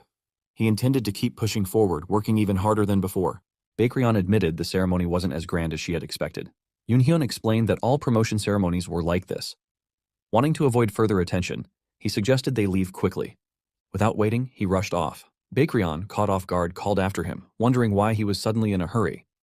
Yoonhyun answered that if they didn't escape now, they would be bombarded with department transfer offers. They had to get out before it became overwhelming.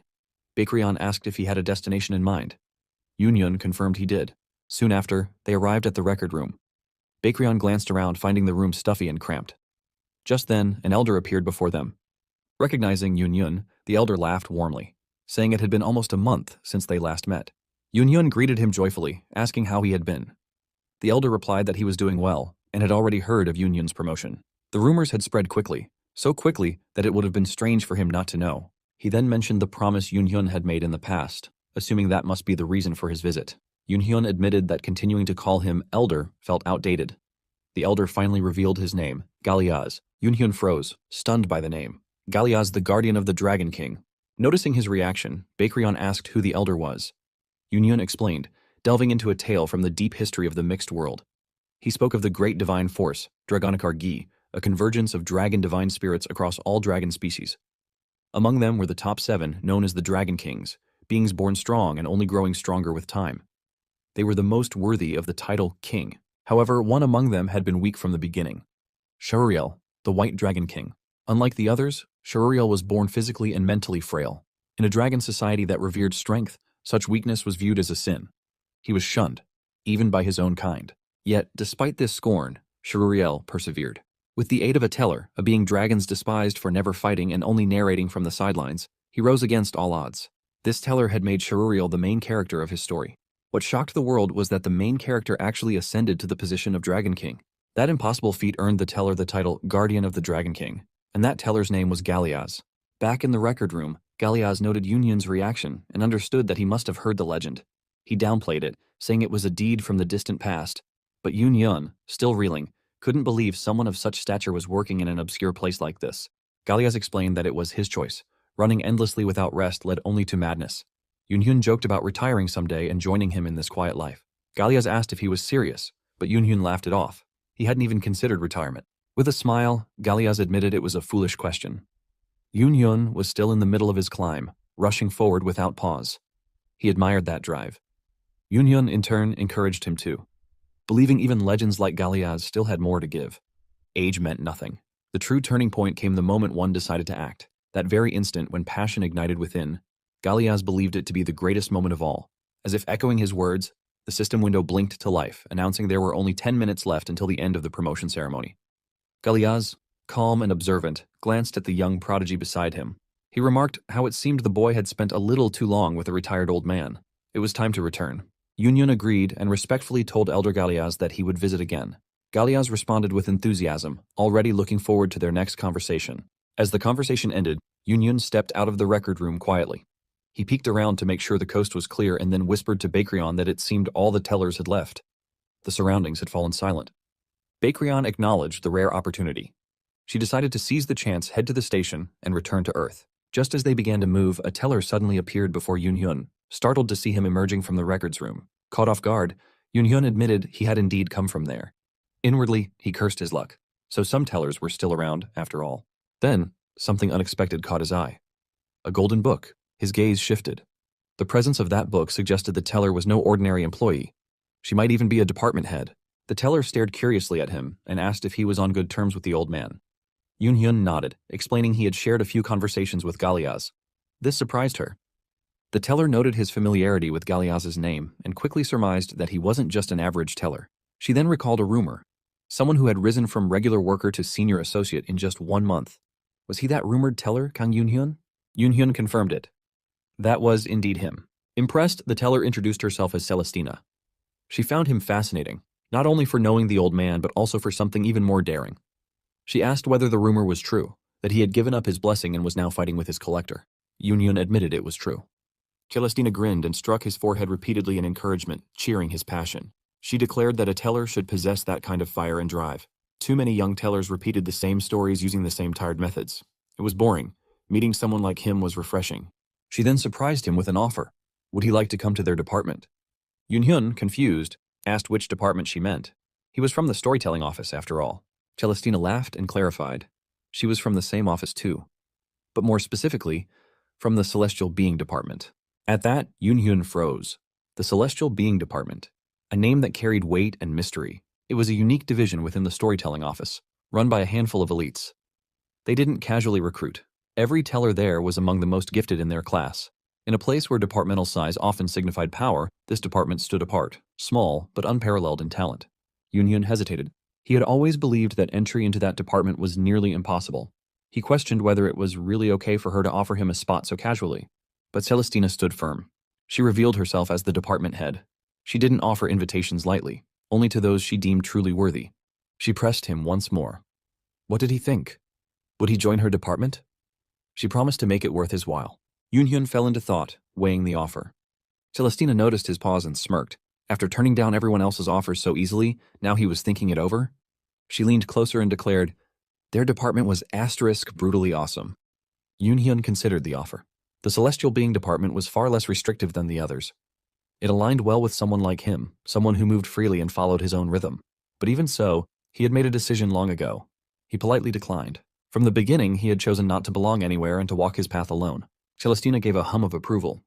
She declared him a perfect pass. She now understood why he was close with the old man. His passion was rare among tellers these days. Yoonhyun, slightly taken aback, offered a quick thanks in response. Celestina then asked if offering again would make any difference. Yoonhyun confirmed it wouldn't. His decision wouldn't change. However, he clarified that this didn't mean they couldn't work together in the future. He proposed an alternative. He could act as a freelancer, a mercenary of sorts, and they could collaborate when the opportunity arose. Celestina raised an eyebrow at the boldness. If anyone else had made such a claim, she would have sent them flying. But coming from him, it sounded exciting. She admitted the idea had potential. Working together later was definitely possible. Building a relationship with someone like him wasn't a bad idea at all. Of course, she made it clear, this wasn't a one-sided deal. Any cooperation would require give and take. Yoonhyun agreed. He too disliked helping or receiving help without something in return. Pleased that they saw eye to eye, Celestina suggested they sit down and discuss further if the chance came, but for now, she had to go meet the old man. Yoonhyun nodded and bid her farewell. As she walked away, she suddenly remembered something. She warned him about the pentagram department. If he was storytelling on Earth, then those bastards were likely there too. And they wouldn't ignore a teller like him. Yoonhyun thanked her for the warning. Inwardly, he was already on high alert. His relationship with Pentagram was already hostile. But that was fine. He was planning to destroy them himself. With that final thought, the two of them parted ways, each heading down their own path. Well guys, that's the end of the video. Leave a like and subscribe if you don't want me to come to your house and do it for you. See you again next time.